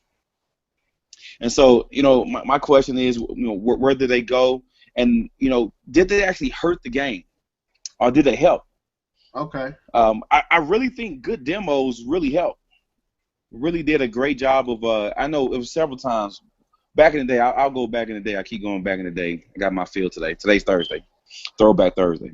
And I remember playing the Zone of Ender games. Only you guys remember that. But on the Zone of Ender games was a Metal Gear Solid demo. It was MGS2. And I believe I probably played that demo more than I played the actual game that I got the demo from, because it was that good, and I bought Metal Gear Solid when it first came out. And so, but we don't. I don't know. I don't know why companies don't really do that anymore. I think maybe because the products at this point are so rushed and they're so buggy when the actual retail game comes out. I mean, even the retail game is buggy. That's what I was going to say. That I think is what you just said. But let's let either Live or John jump in there and give your thoughts on that. Yeah, go ahead. Live. Go ahead, John. I gotta get the truck off mute.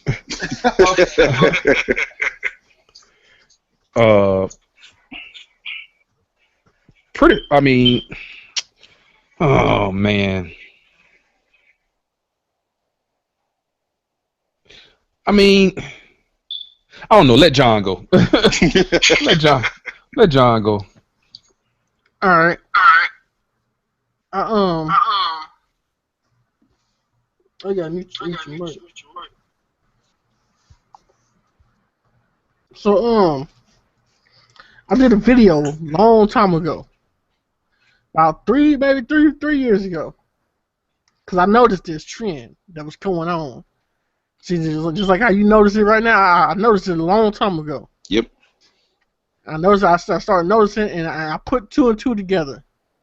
When they was battling the used games, when they were trying to go to war with used games, that's a part of it.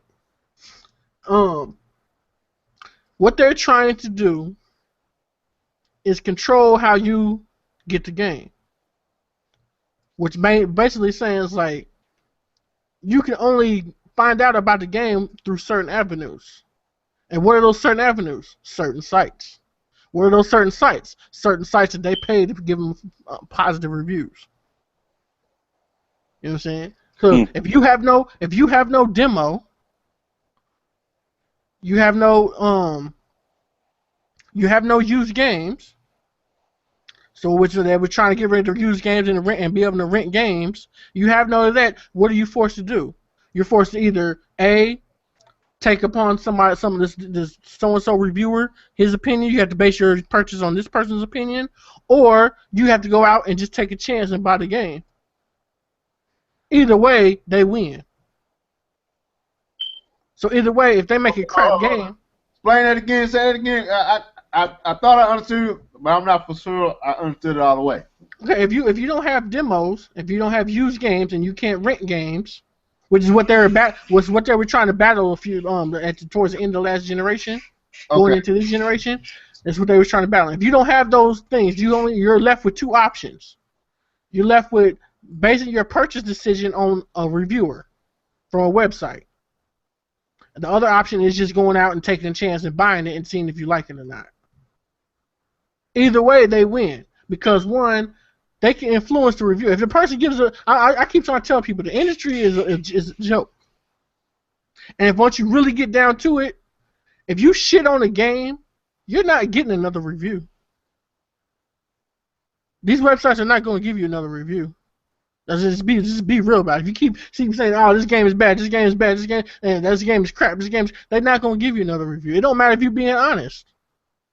It's just the reality of it. You're doing them a disservice, and they're not going to keep giving you a game to do them a disservice. That's why I don't believe in game reviews. I believe in game reviews from regular gamers who buy their own games and rent their own games and play it like that. But these people out here to get these free games, I don't believe in that. Because you know what I'm saying, that's this part of the reason why. I know the YouTube community is the worst at that, to be honest. Yeah, so some of the YouTubers, I'm looking at some of the Madden guys, and they just scream and boast how great it is, and I'm like, did you not see those bugs? Yeah, and they won't tell you everything about it. They won't tell you everything it is about it because they want to praise the game so they can continue to get free games.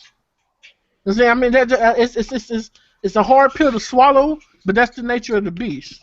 You know what I'm saying? If I have a product and this guy over here keeps giving my product a bad review, I'm not gonna keep giving him my next product and my next product and my next product so he can keep shitting on it. So what I'm going to do, I'm going to keep giving it to those people that are giving me positive reviews. So therefore, that system is flawed. The only other... Let me ask you this, and I don't know if well, go ahead and finish your thought, John. I don't want to interrupt you on your middle of your thought. The other option is you go out and you take a chance and you buy it. That way, either way, you already won. You can't sell it no more. Only thing you can maybe do is maybe get... but they try to take that away where you couldn't give it away to your friend or whatever. Because they were trying to take that away to Generation 2, but we fought back on that one. Right. And so they lost that avenue.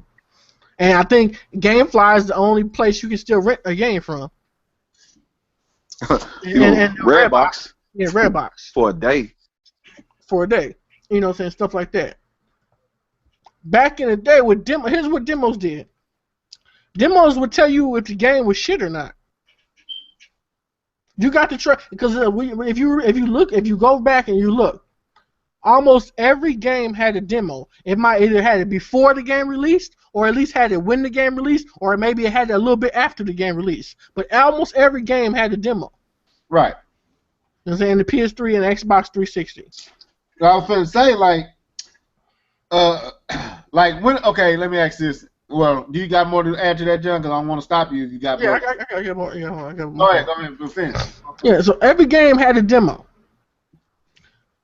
People started getting the games and they started noticing the bugs and started noticing the flaws with the game. So then what did you just say? Then you slowly start seeing them saying, this is not a direct representation of the final product. Then now every demo had that on there. WIP. Yeah. Work in progress. And so then after that, people started not buying games because the demos were crap. They were crap or they were buggy, and so that would hurt the sales. That would hurt the sales of some of these games. So then they stopped doing demos. You know what I'm saying? Now look, this is a direct correlation to what's going on right now. Look at all the buggy ass games. Do you think half of these buggy ass games would have sold if they would have had demos doing the same thing? Nope. Yeah, because that's what happened to Sonic. Was it Sonic? What was that? The one that they released on the Wii U that they end up releasing a demo for, and it hurt the sales of the game because people played the demos like this is a garbage game and it didn't sell well. The one it's a lot of games that did that. It kind of borrowed from the Mario Galaxy look. I don't remember it's Sonic something. Lost Worlds. Sonic Lost Worlds end up doing bad because of the demo that was released on the Wii U. Go ahead. And so a lot of games fell victim to the same process. where they was releasing these whack, bugged out, boring demos, and it was basically like the people were getting, they didn't they didn't buy the games, and they weren't selling as well as what they could have if nobody knew about that. So then slowly but surely you started seeing demos disappear. You know what I'm saying? Even with PS3, and like you said with the PS3, and we had the full retail, we could play the full retail version. What happened to that? That disappeared. It's gone. You know what I'm saying? That slowly but surely just disappeared out the way. Just boom, poof, out the way. Well, let me ask this, and I'm gonna let Live in here. I know he having mic problems, so he muting that, for the sake of the show. But K-Bomb, John, what is the last demo you've seen on? Because I can say Splatoon did that. That little spots where they was doing like 2-hour windows where you can jump in. It was basically a trial to see how much stress is going to be on the servers and all that. That's a beta. Those are different. Yeah, that's what a beta, basically a beta. But what is the last game demo that you've seen? Because I haven't seen one in a long time. So the last one was on the 360 and the PS3. That's the very last one I remember. I can't remember exactly what game it was, but it was a while ago, and that's why I made the video then. I was saying I was trying to wake people up like I try to wake people up now. I said, watch what's going on because they're taking stuff away from you. I know the last demo I've seen was on the Xbox One. It was NBA Live 14. Yeah. That was the last one I haven't seen. And that was garbage. Yeah, they got demos, but a lot of times is indie development. Yeah, not hard. I checked it. Yeah, I did check it level about a week ago when I was going through demos, and majority of demos are all just indie games. I didn't see any like AAA title with a demo. Okay. Now take that. Now we don't have no more demos, right? Now it went back to the two avenues to where you could do it. You could either rent it, or you could listen to a reviewer, or you just take a chance and buy it, right? Right. Then we created a new avenue to where we could see what these games were. That's the live streaming, and that's why Twitch is so big too. Yeah. But guess what happened? Guess what they're trying to do to that? They're trying to ban you, like the people that get the games early and stuff. They try to ban you and close your channel down if you start playing the game before it's released. Yeah, that just happened to Madden. The dude was live streaming the game, and they shut him down, banned him on YouTube. Because they don't want you to see the game before it's released. Okay. Yeah, that's true. So let's let Live in here, man. Live, go ahead and share your thoughts. What you think? I mean, pretty much, I used to love getting the demos in the PlayStation, magazine, and stuff like that. I looked it forward, to playing, those games. But like John said, there's a negative, perception. Man, this game buggy, man. Man, this game is crap. I ain't buying this game. So I guess they kind of went away, from that, and went to the EA Access, the PS Now, the Xbox Gold, going to that format to where, hey, we'll give you a game, for free, or we'll let you, test out the game, for a couple of hours, for a certain price, instead of, we just giving you the demo for free. So, that's that. I mean, that's pretty much it, But I mean, they just trying to take every little thing, away from us. Yeah. Me real quick. Okay. All right. Yeah, I think I agree with John. And K-Bum, this was a good question. We probably should have led off with this question, but they are trying to take our ability to gain insight to whether the game is good, bad, buggy, otherwise.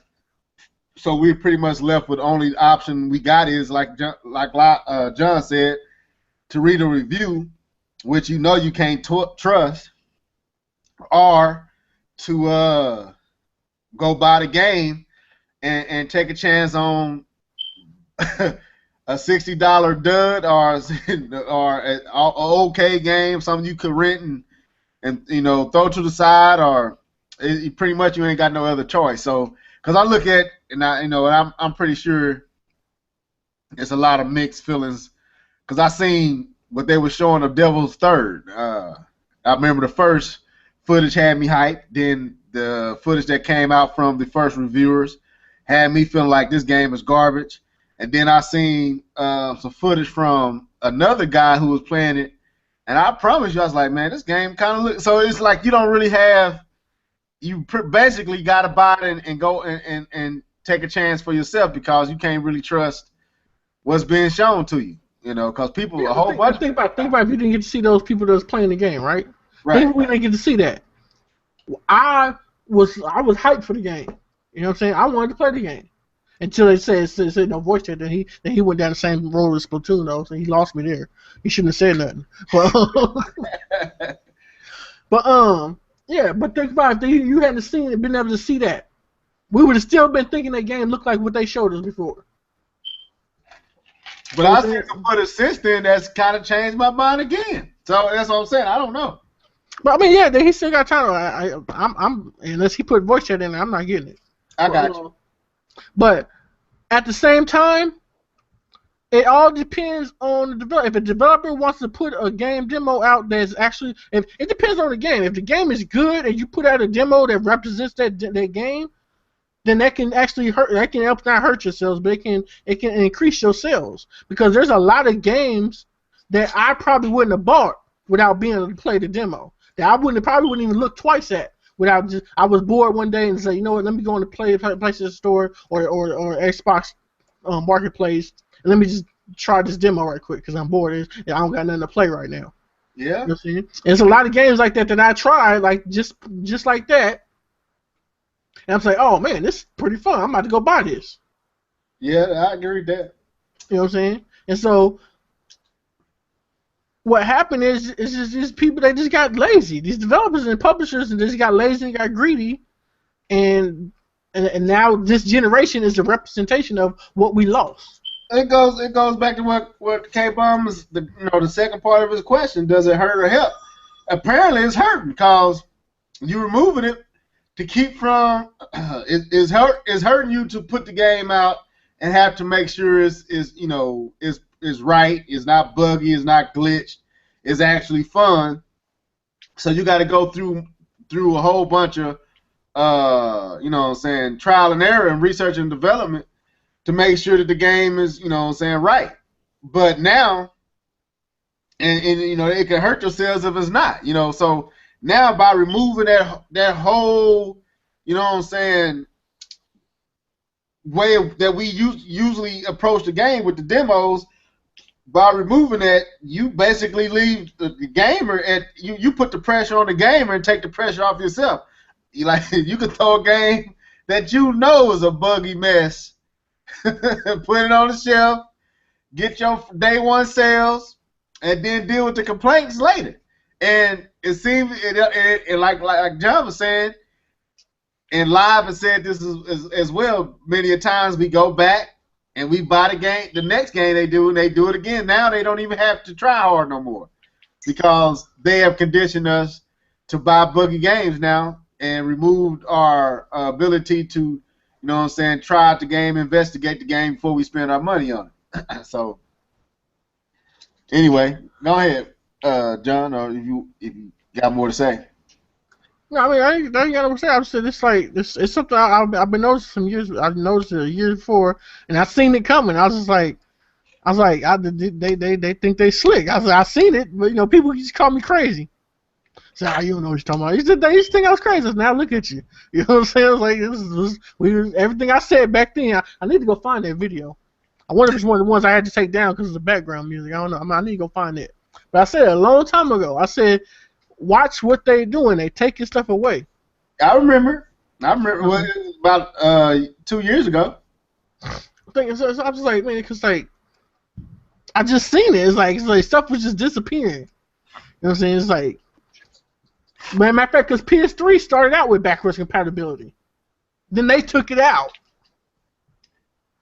You know what I'm saying? It's like I was just like, yeah, I remember that video. I definitely remember that video. I was like, it's just stuff is getting real weird.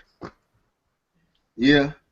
Okay. Well, I think we pretty much exhausted that topic. So let's get into these.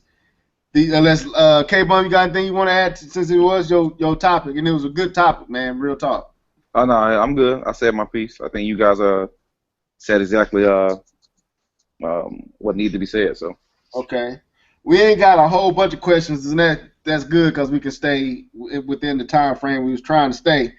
We got 5 questions. The first one comes from D2K Prime, and he asks, "What is the very first video game you remember playing, and what is the first video game console you owned?" And I'm gonna start with Live. And Valiant got a question too. I'm gonna come back to that one. You said, what is the first video game that I own? What is the first video game you remember playing? And what is the first game console owned? The first video game I played was Dig Dug, and I think the first console I owned was I want to say the Odyssey. I think it was the Odyssey. The Odyssey. Yeah. You remember that? Nuh-uh. Basically, it had it looked like the Sega Master System, but the controllers were turning knobs. They had turning knobs on it. I mean, that was old, man. We talking about 1980. Okay. Let me real quick, and I'm gonna go to K-Bum. All right. K-Bum, what answer that? You know, what was your first game you ever played? What was the first console you ever owned? first console, I don't know, man. I really think it was Mario Brothers. Okay. I really think that was the first one. The first console I ever owned was definitely Nintendo.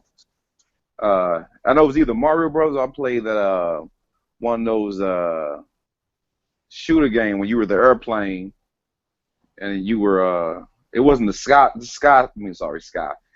side scrolling one, but the one that you were kind of facing up and going that direction. It was either that. I remember one of those two. Like Centipede or something like that. No. You're in a plane and like you're actually flying. It's not Centipede when they coming at you. You actually like kind of like I don't know, kind of hard to explain. But I know my first system was definitely Nintendo. I know I had I begged my peeps to get that bad boy. I remember that. John Shaw. Oh, I couldn't get my mouse over here to the other screen. I was like, where's my mouse clicker at? Very first game was X and O football. It was just X's and O's. That's all it was. And I was like, you trying to say like what console was it I owned that was mine or what? Yeah, the first one you actually owned. Okay, so I'd have to say that was I don't know. Was it? It's between a Apple 2GS or the NES. Okay. I don't know which one I had first. 2GS, is that an Atari or something? No, it's a computer. It was a computer. Oh, okay. Okay, I got you. I had play games on it and stuff. Like Arkanoid and and Strip Poker. I was doing bad stuff. Was it? What else was it? Leisure Suit Larry. John was on some old pervs. It's a perv. What else is? I don't know. I still got this system. It's down in the basement. Wow. Still down in the basement with all the little floppy disks and everything. Oh yeah, California games. California games. I remember that. Nah, I don't remember that. That's the little racing. Like you in the car or something like that, right? No, this the one. It's like a whole bunch of different games. It's Oh, you like talking it's about like California cruising? I think. Oh yeah, that's what I'm talking about. You're right. it's California games. Like it's a whole bunch of different games. Like you had like hacky sack. It was like ski. That was winter games. Something. It was ski. It was a whole bunch of crazy little games on there. I was just addicted to that stuff. Okay. Ain't about that scared to die. For me, the first game I remember playing was actually it would be a couple of games. It was on an Atari, Pac-Man, this tank game. I don't know if it was called Tank or something, but you was two tanks on opposite ends of the stage, and you roll out. And I used to lose with my cousin because they the one had the Atari or Atari, however you want to say it. And this spaceship game that it's just blocks flying across the screen, and you was a tank shooting up at them. Them the first games I remember playing. But I don't know the name of them. I was about 4 years old. I don't remember, maybe even 5. I don't remember the name of the game. I just know I played them there. But my first system I ever owned was the NES. I remember being down in Mississippi at a family reunion in Jackson, Mississippi, and my cousin had Mario and Duck Hunt, and he had this other game. I can't remember the name of it. But I remember leaving. That was the greatest. That's probably one of my most fondest memories of all time, man. I really wasn't into games like that, and the Atari wasn't impressive to me. Like, as a 4 or 5 year old, you could tell it was just something wrong with the controls. It didn't control good. I can tell something was wrong with it. But when I played Duck Hunt and Mario and this other game that I can't remember the name of, I was sold, man. And then I remember that following that Christmas, we end up, and I guess my parents saw how impressed I was and how impressed me and my older brother was with it.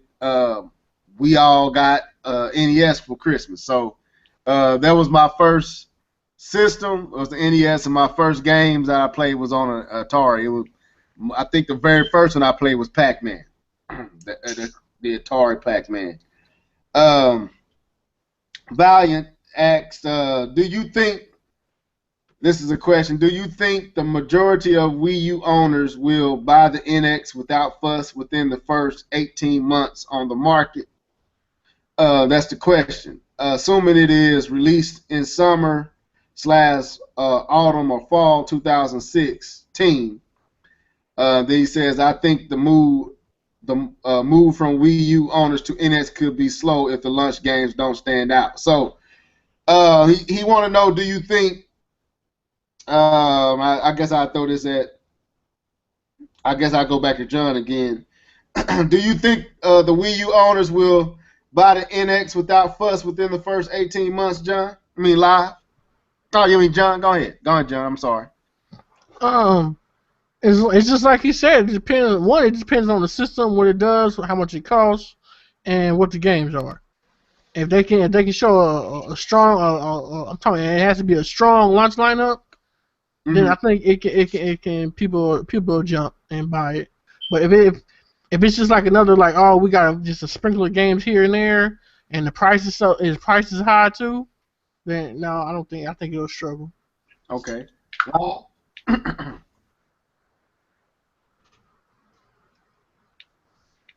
Mr. Alive?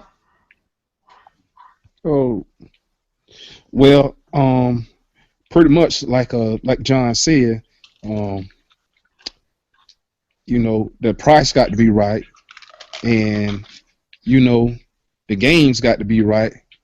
Like K-Bomb said, you remember this? You remember this, K-Bomb?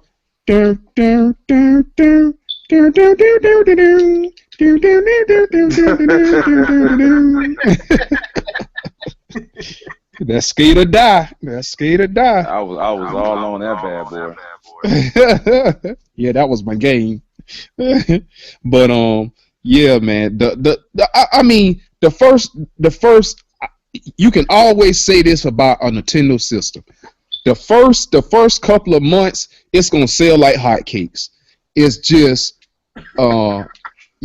thereafter, how is Nintendo gonna support it?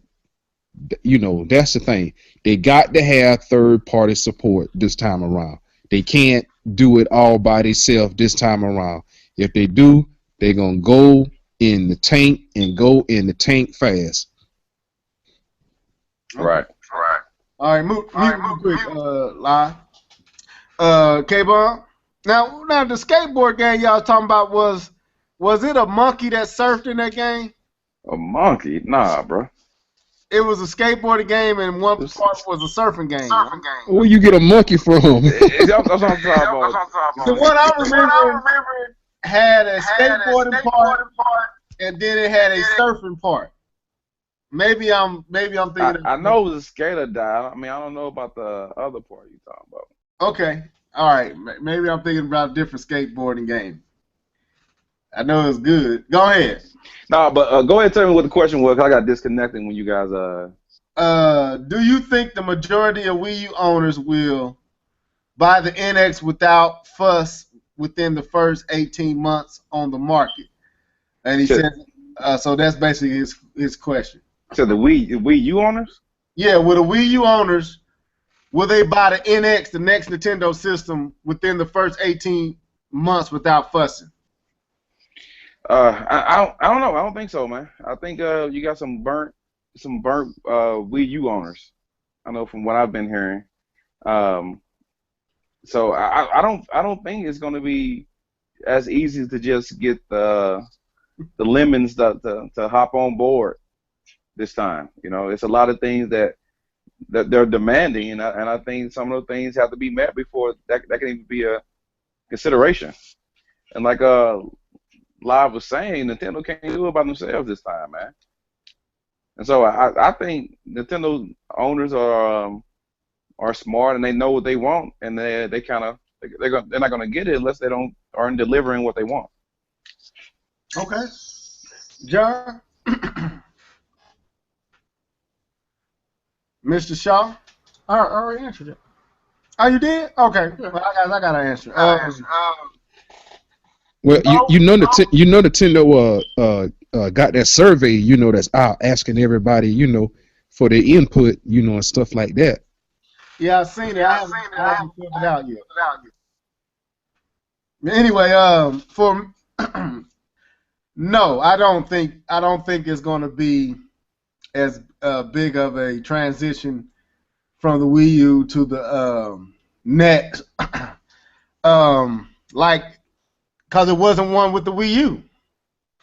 So the Wii U owners, you'll probably get, like Live said, for the first few months on the market, it's gonna sell real well because you're gonna get the people that's always gonna buy a Nintendo system, like myself. I'm always gonna buy a Nintendo system because I know I want to play the Mario or whatever.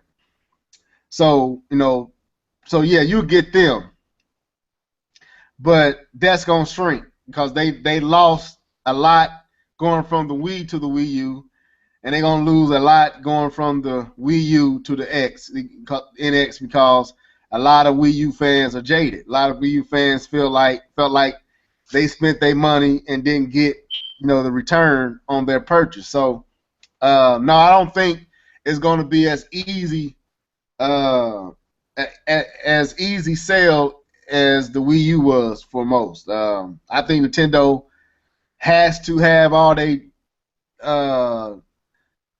I's dotted and T's crossed. I think they got to have the games lined up. I think they got to have the marketing lined up, the appeal lined up, in order to really get that true conversion of all the. Even it's only 10 million, but even to get them all to jump over, they really gonna have to show themselves strong because a lot of those people already unbought the PlayStation 4 or Xbox One or both. So to answer your questions, no, I don't think it's gonna be without fuss. I think it's gonna be a lot of hesitance.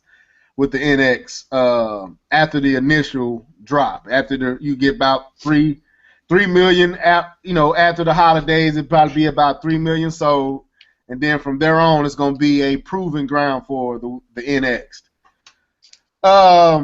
Terminator Juice from the Juice is Loose podcast says, what do you feel is the best innovative idea that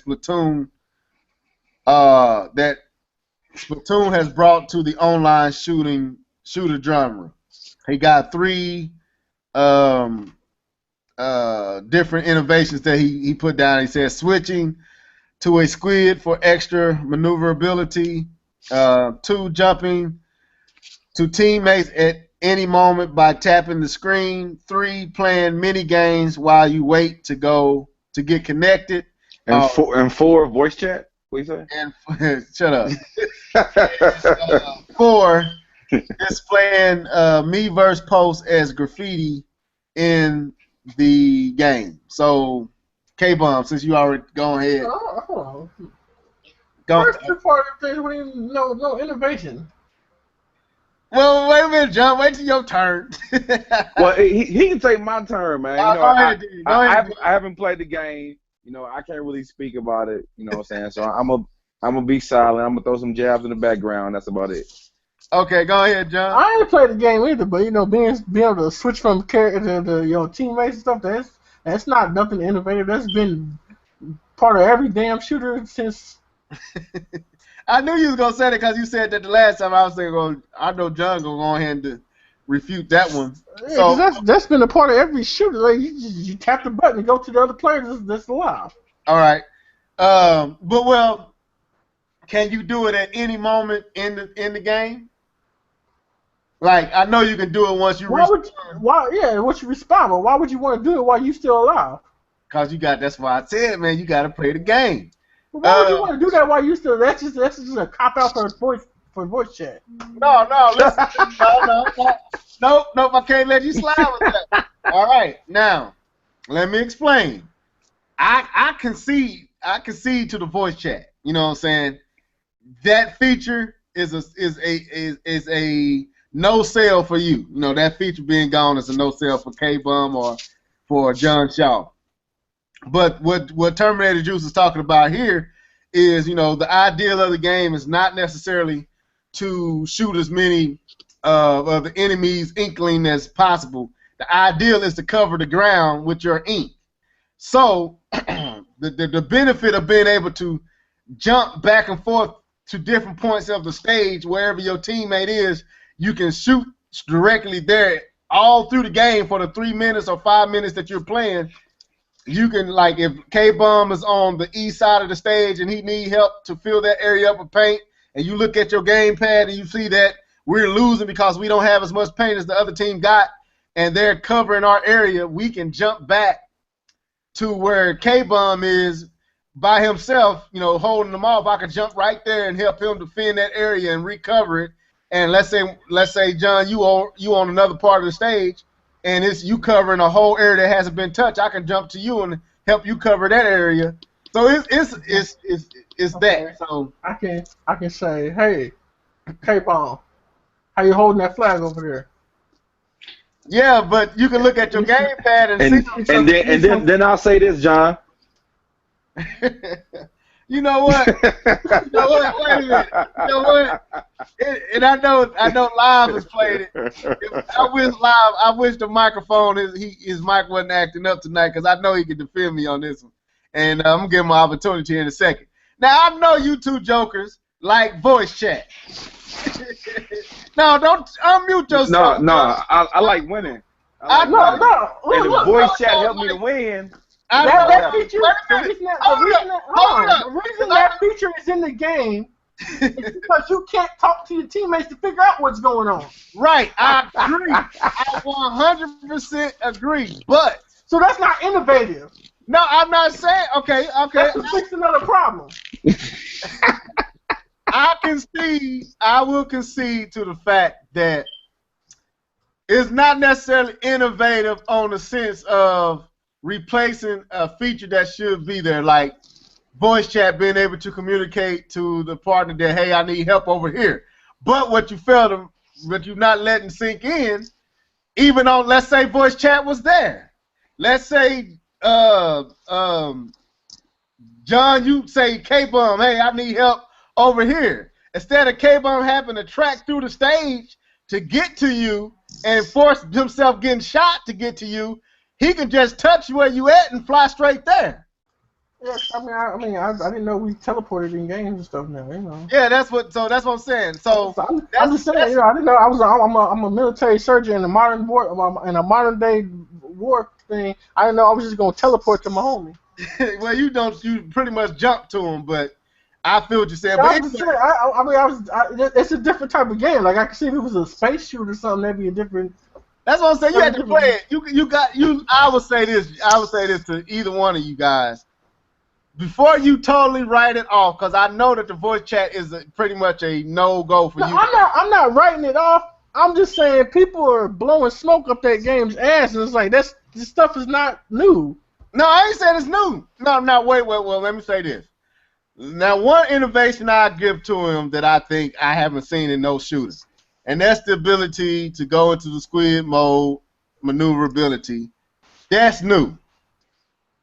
That's a new, like I was saying earlier, I haven't figured out how to master it, but some of these guys got this stuff mastered to a level I'm like, God. So when you go into the thing and you hide in the squid water and the squid ink and you hide Squid water. You pop out when the dude's coming. Okay, if you put it on a simplistic form like that, I had to concede, but it's not as simplistic as you paint it. It is okay. I can cloak in Call of Duty. I can cloak in Halo. Right. Okay. Let me explain. Let's say for instance, you're in my area, and you have covered an area of paint through my area, but I got paint all on the walls. I got paint on the ground. Mm-hmm. I can hide on the wall. You wouldn't even know I was there. I can hide. So it's just an excessive cloak. Well, I mean, it's a variation of ability. You cloak, but you cloaked in a way that you couldn't be cloaked in other games. That's what. So I mean, I won't say it's innovative. So basically, if you don't have no color there, you can't cloak in. No, you can't cloak. Okay, then, so that's not innovative. I can cloak when I cloak on my game. I cloak whenever. I ain't gonna win this battle with you two guys. I ain't gonna even try. Oh, we still talking? Huh? We still talking? My bad. No, I'm finna let Live jump in here. Live. No, I'm not saying this is my saying. I'm not saying it's not a fun game. I'm not saying all that. But people are making it seem like it's just something. Yes, it's new. It's something new. It's a new variation of another game type. Right. An old game type, but people are trying to make it seem like it's just this old innovative, something totally different that's never been done before, and it's not. It's like if you play any shooter, you know that there's nothing but a variation of domination or conquest. That's all it is a variation of that. I agree to an extent. I mean, on many levels, you actually factually right. I can't argue with you. I'm just saying. Without playing it, it's very unique, but it is a variation of other ideas. The going into the paint is basically cloaking in other, like you said, in other games, but the way that you do it is very different from just cloaking. So there's a strategy to it because it's not like what it's cloaking, but it's not like cloaking in Call of Duty or cloaking in Crisis. It ain't like that. But it's a variation of it. So I feel what you're saying. I can't refute anything you're saying. So K-Bum, not K-Bum, but Live. What you think? I mean, Splatoon is an awkward game. You know, I know everybody wants voice chat in Splatoon, but Splatoon wasn't designed to have voice chat. It's pretty much, if you put voice chat in the game, it's pretty much going to take the fun away from the game. And it's pretty much you get in there, you use the gamepad, and you lay the ink down. You get your territory. That's what it's all about. It's not about, me killing this person. It's about, covering my territory. It's not You even know, about that. It's like with that set right there, I can already strategize right there. I don't have to. It ain't about killing people. I can strategize just with that ink right there. I have a whole strategy just for that. Mute right quick, John, live, so we can you understand what he said. Okay, go ahead. So I have a whole strategy for that. Like, it's not about killing. So like you said with ink, right? I can have two people. Like, if I was starting the game, right? I can communicate to my people that is in the game. I say, hey, you know what? You two with the steamroller and you do with the paint bucket. Y'all go over to the enemy base and y'all fill that up first. You know what I'm saying? While me and this dude, we're gonna go over here and we're gonna tat up all the other areas. You over here, since you the weakest link, you stay back here and you tag our base up. Okay. You know what I'm saying? And you do different strategies like that. Let Live jump back. Live respond to that. Got live debate. well, like I said, yeah, you right. For a strategy, for a strategy based shooter. But see, this ain't a strategy based shooter. This is where like I said, you're having fun, with the game. Like I said, after a while, Call of Duty gets boring. I mean, just to be honest about it, after a while, you're doing the same thing, pretty much doing the same strategy, after a while, you be like, man, I'm getting tired of this, But with Splatoon, it's different. Every time when I play that game, it's different. It's different every time. And you'll be addicted to it. Yeah, I agree. All right, mute real quick, and I'm gonna let John get back on. Then we'll move on from this topic. Cause Terminator started the debate. Go ahead, John. Me sitting in the game, not being able to talk, I might as well be playing a single player game by myself. I think that's yeah. Go ahead. I'll let you go and finish. I might as well be playing a game by myself at home. You know what I'm saying? That's the whole point of online and being able to talk to people and play with other people is the interaction. You know what I'm saying? If I can't interact with you, you know what I'm saying? I might as well be playing a computer. You know what I'm saying? That's the thing. And it's not about whether or not it's just having fun is interacting and coming up with different plans for your team to win. You know what I'm saying? The objective is win or lose. You know what I'm saying? You win or lose, so it's a strategy to anything. Win or lose. You know what I'm saying? It's like, I'll sit there and watch tons of streams and tons of videos, and I'm watching people getting demolished. You know what I'm saying? And I'm sitting like, well, dang, all they had to do is tell his homeboy to go over here to do this. And if he would have told him to do that, they could have won. They could have came back and won the game. But no, you can't communicate people unless you got a third-party device. That takes a whole lot out of this. That's not fun to me. If I'm gonna sit. Now go ahead and finish your point. So if I'm gonna sit there and not be able to communicate with somebody playing a game, that's like I might as well play single player. Okay. And then also to your point about how Call of Duty gets boring to people because they play it the same way all the time. You know what I'm saying? The same way with Battlefield gets boring. I'm bored with Battlefield because they don't play it right. You know what I'm saying? They don't utilize all the. You get an idiot go get in the helicopter. He just takes off and go crashes the helicopter instead of using it for what it's used for. You know what I'm saying? Stuff like that. Now with this Splatoon, how you only got 3-4 game modes? No, I mean. But even within them game modes, the objective is still the same. So yes, after 2, 3 weeks or 4 weeks or a month of playing that, I would get bored of that. Especially not being able to talk to nobody, I would be bored. So let me jump on because this I'm going.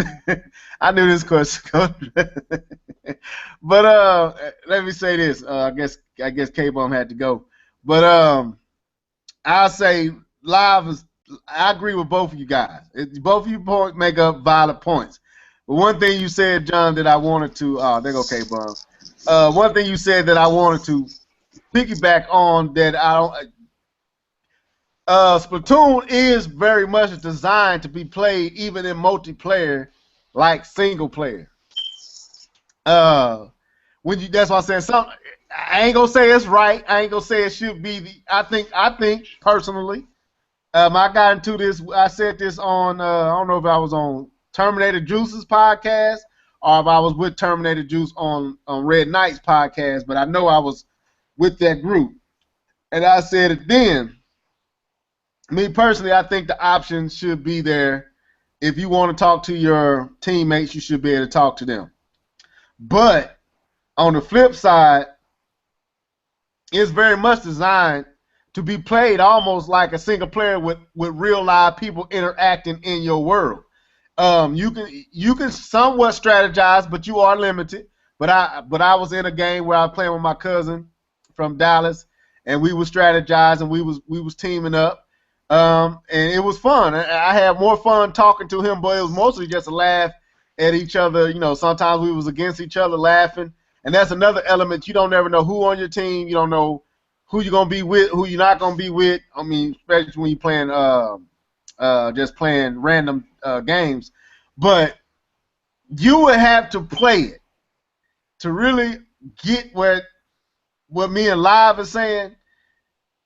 You would have to play it, but it does not refute anything that you stated because what you stated is factual, but what what Live stated is very factual as well. So it's both are truths. It's just you got to play it. That's all I can say on it. But Terminator Juice, I hope that answered your question. Even though it led us into a debate, to me, I'm not gonna say. I think the most innovative part about it is the whole switching to the squid part. But at the same time, there's a variation of other abilities in other games. So, with that being said, let's move on to Keith Norris, and I'm gonna go with K-Bum on this one. How do you game? Basically, he want to know how do you game? Do you game on the couch? Do you snack? What snacks do you got? You got a chair? Headphones, you know, how do you game, K-Bum? Man, ain't no time to be eating and playing. You got to concentrate one or the other. Either you playing or you eating. Well, I'm down in my man cave. I got my setup, my surround sound, my big screen. I got me a little pull-off futon that probably done seen his last days. I need to upgrade to something with some leather, but for the time being. So for my thing, I'm in the basement. I'm about, I'd say a good 5-6 feet from the TV, and that's how I do my thing. Okay. Live. I mean, I pretty much got my little man cave. Got a theater couch, pull out leather. Got a little 40-inch LED. Got my Alienware. Pretty much I get my my hot fries and my drink is that Phantom peach soda. Oh man. That's right there. Yeah, man. Once I have that, I'm good. I ain't got to move. I ain't got to do anything. And yeah, I got my little refrigerator that I bought too. So I don't have to move from out of there if I don't want to. All right, mute real quick. Let's bring John up here. All right, go ahead, John. How you game, man? Man, this I change gaming styles like I change clothes. Man. I was like, right now I'm sitting there.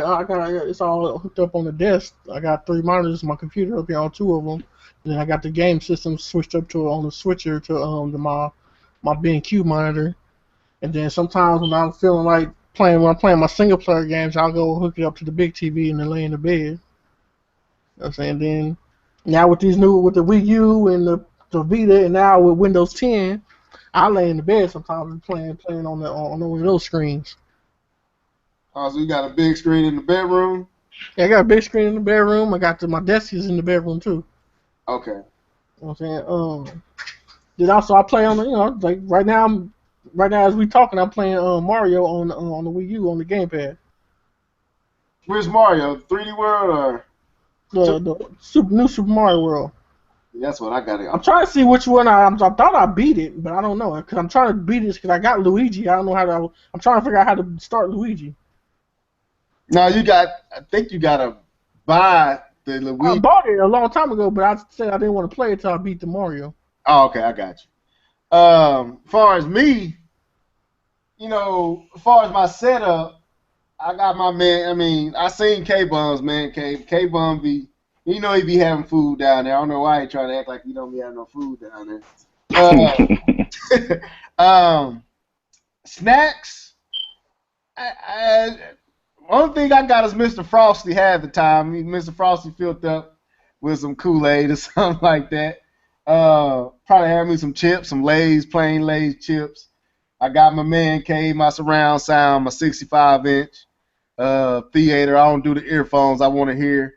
I don't like being closed in. The earphones make me feel closed in. I want to feel open. So I don't play with earphones on my ear unless I'm playing a game that got voice chat and all that in it.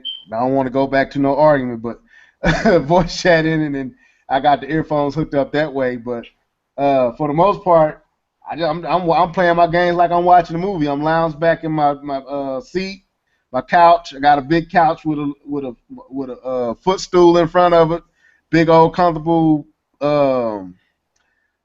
footstool, and I just lounge out in my man cave, man. Kick back with the surround sound blasting, or my subwoofer blasting, and I'm going at it. And K-Bum, I'm adding some new stuff to it, man. So when you get down here, Okay. right, man. So anyway, Keith Norris, that's how we game, man. I'm gonna have to get like live with that leather seat, and get me a refrigerator for my man cave. I ain't got K-Bum, you got one, don't you? They got them on sale at Walmart for $66. Okay. All right, let's get to this last question, man. Terminator Juice again. He says, how do you feel about how complete sets of tools... Okay, hold up. How do you feel about... might have to reword this. How do you feel about how complete sets of tools in Super Mario Maker will only become available after 9 days of use?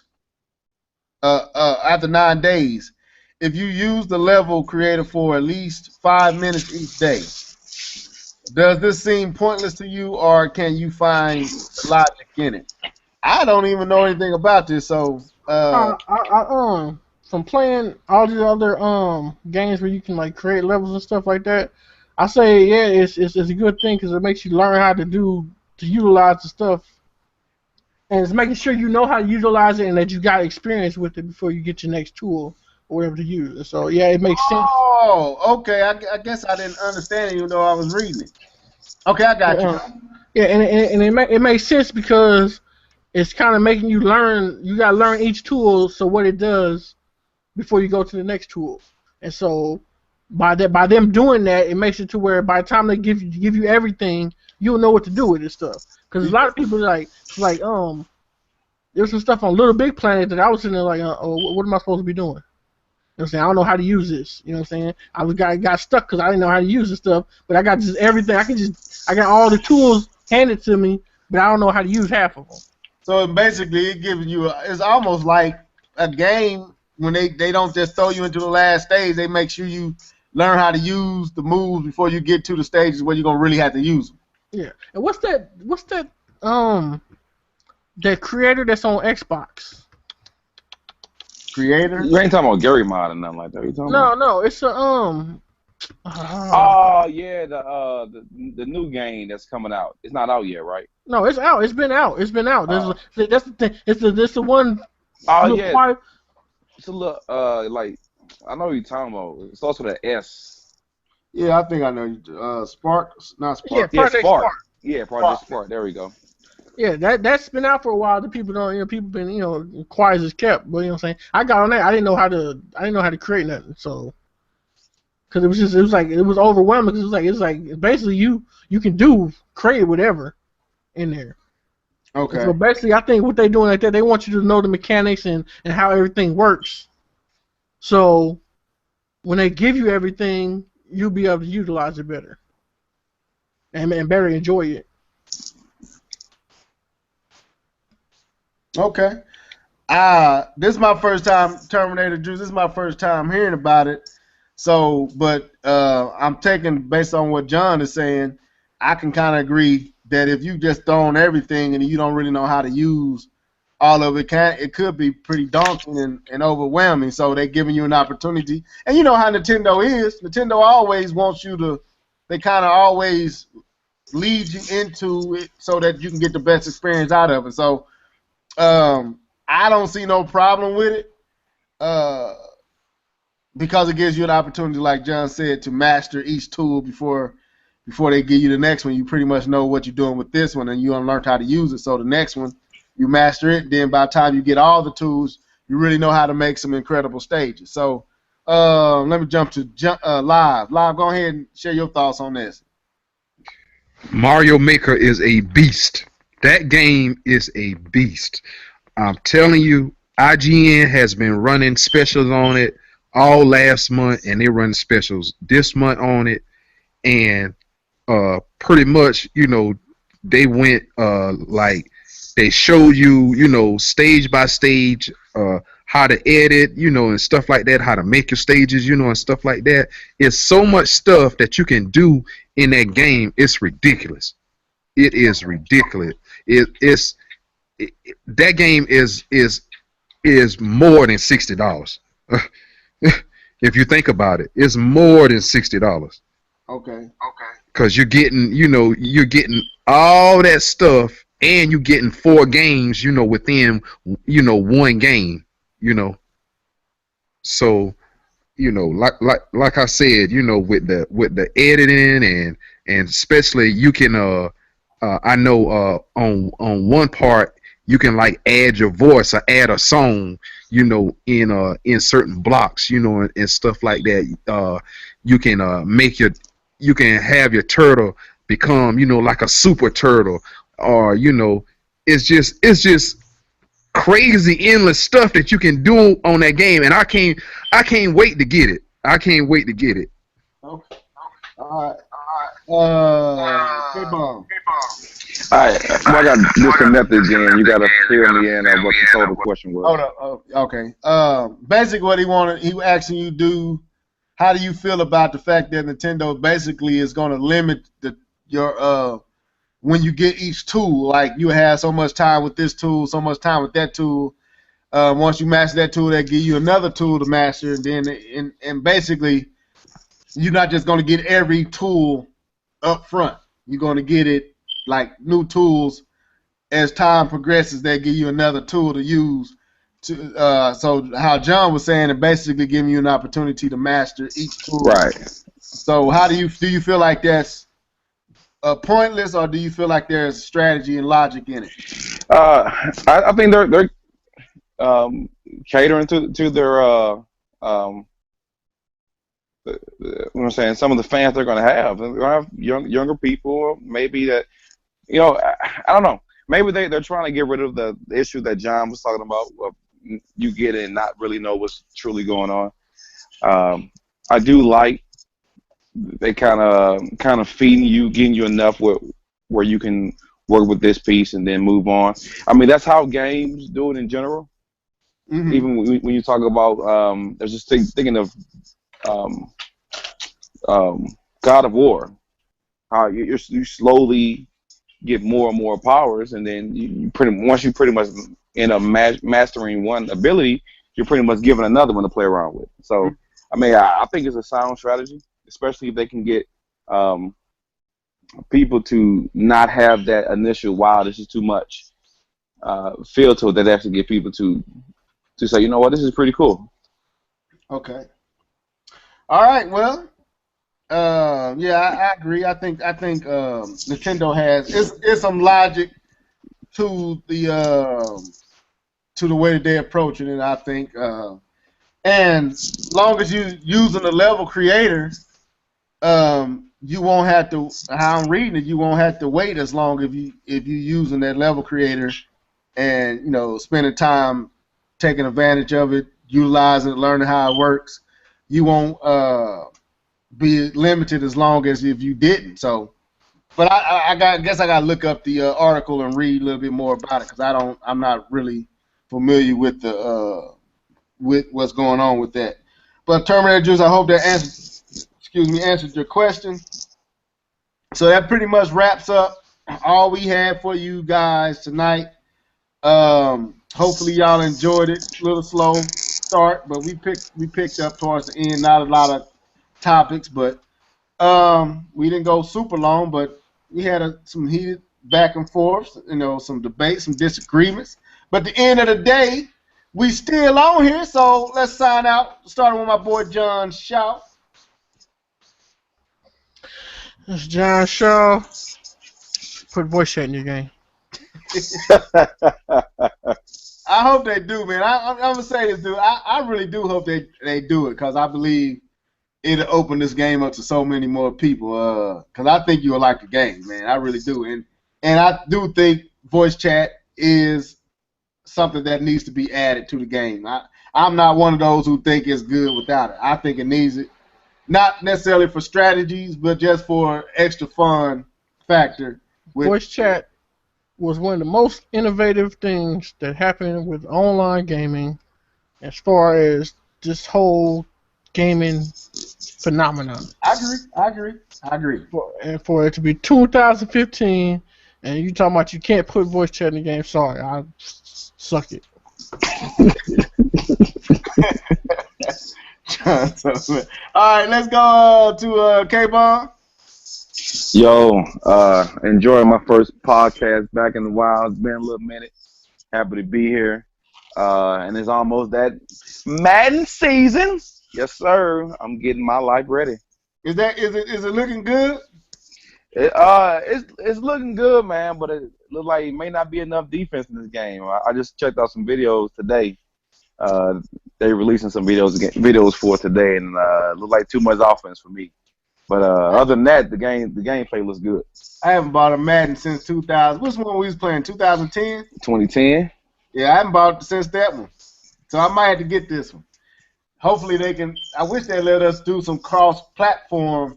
See, that's what you need to be trying. We need to be trying to get some cross-platform going on where I can play you if you got a PlayStation or Xbox or a PC. It don't matter. I can play you. Yeah, that's what they're doing with your PC and Xbox. I know. I'm just saying they should do that with all of them. It's coming. It's coming. Just like if it works with the PC and Xbox, then PlayStation ain't gonna have to do something. Okay, we might have to bring that up on next week's podcast. My boy, Mr. L Live 08. You know I'm coming straight out of. Well, make sure you watch that Straight Outta Compton tomorrow. It'll be out. Make sure you support that. It's Mr. L Live 08, and I'm signing off. All right. And this is your boy, Leveled Head, and this has been the Live and Level Gamers podcast. I didn't stay true to the time. We went 30 minutes over, but we ain't 3 hours. So, with that being said, till next week, people. Hopefully K-Bomb is back. Enjoyed you being back, bro. Have a safe trip with you and with your wife, with your boo-boo. And we see you on the flip side of next Sunday. So, this is Live and Level. Deuces.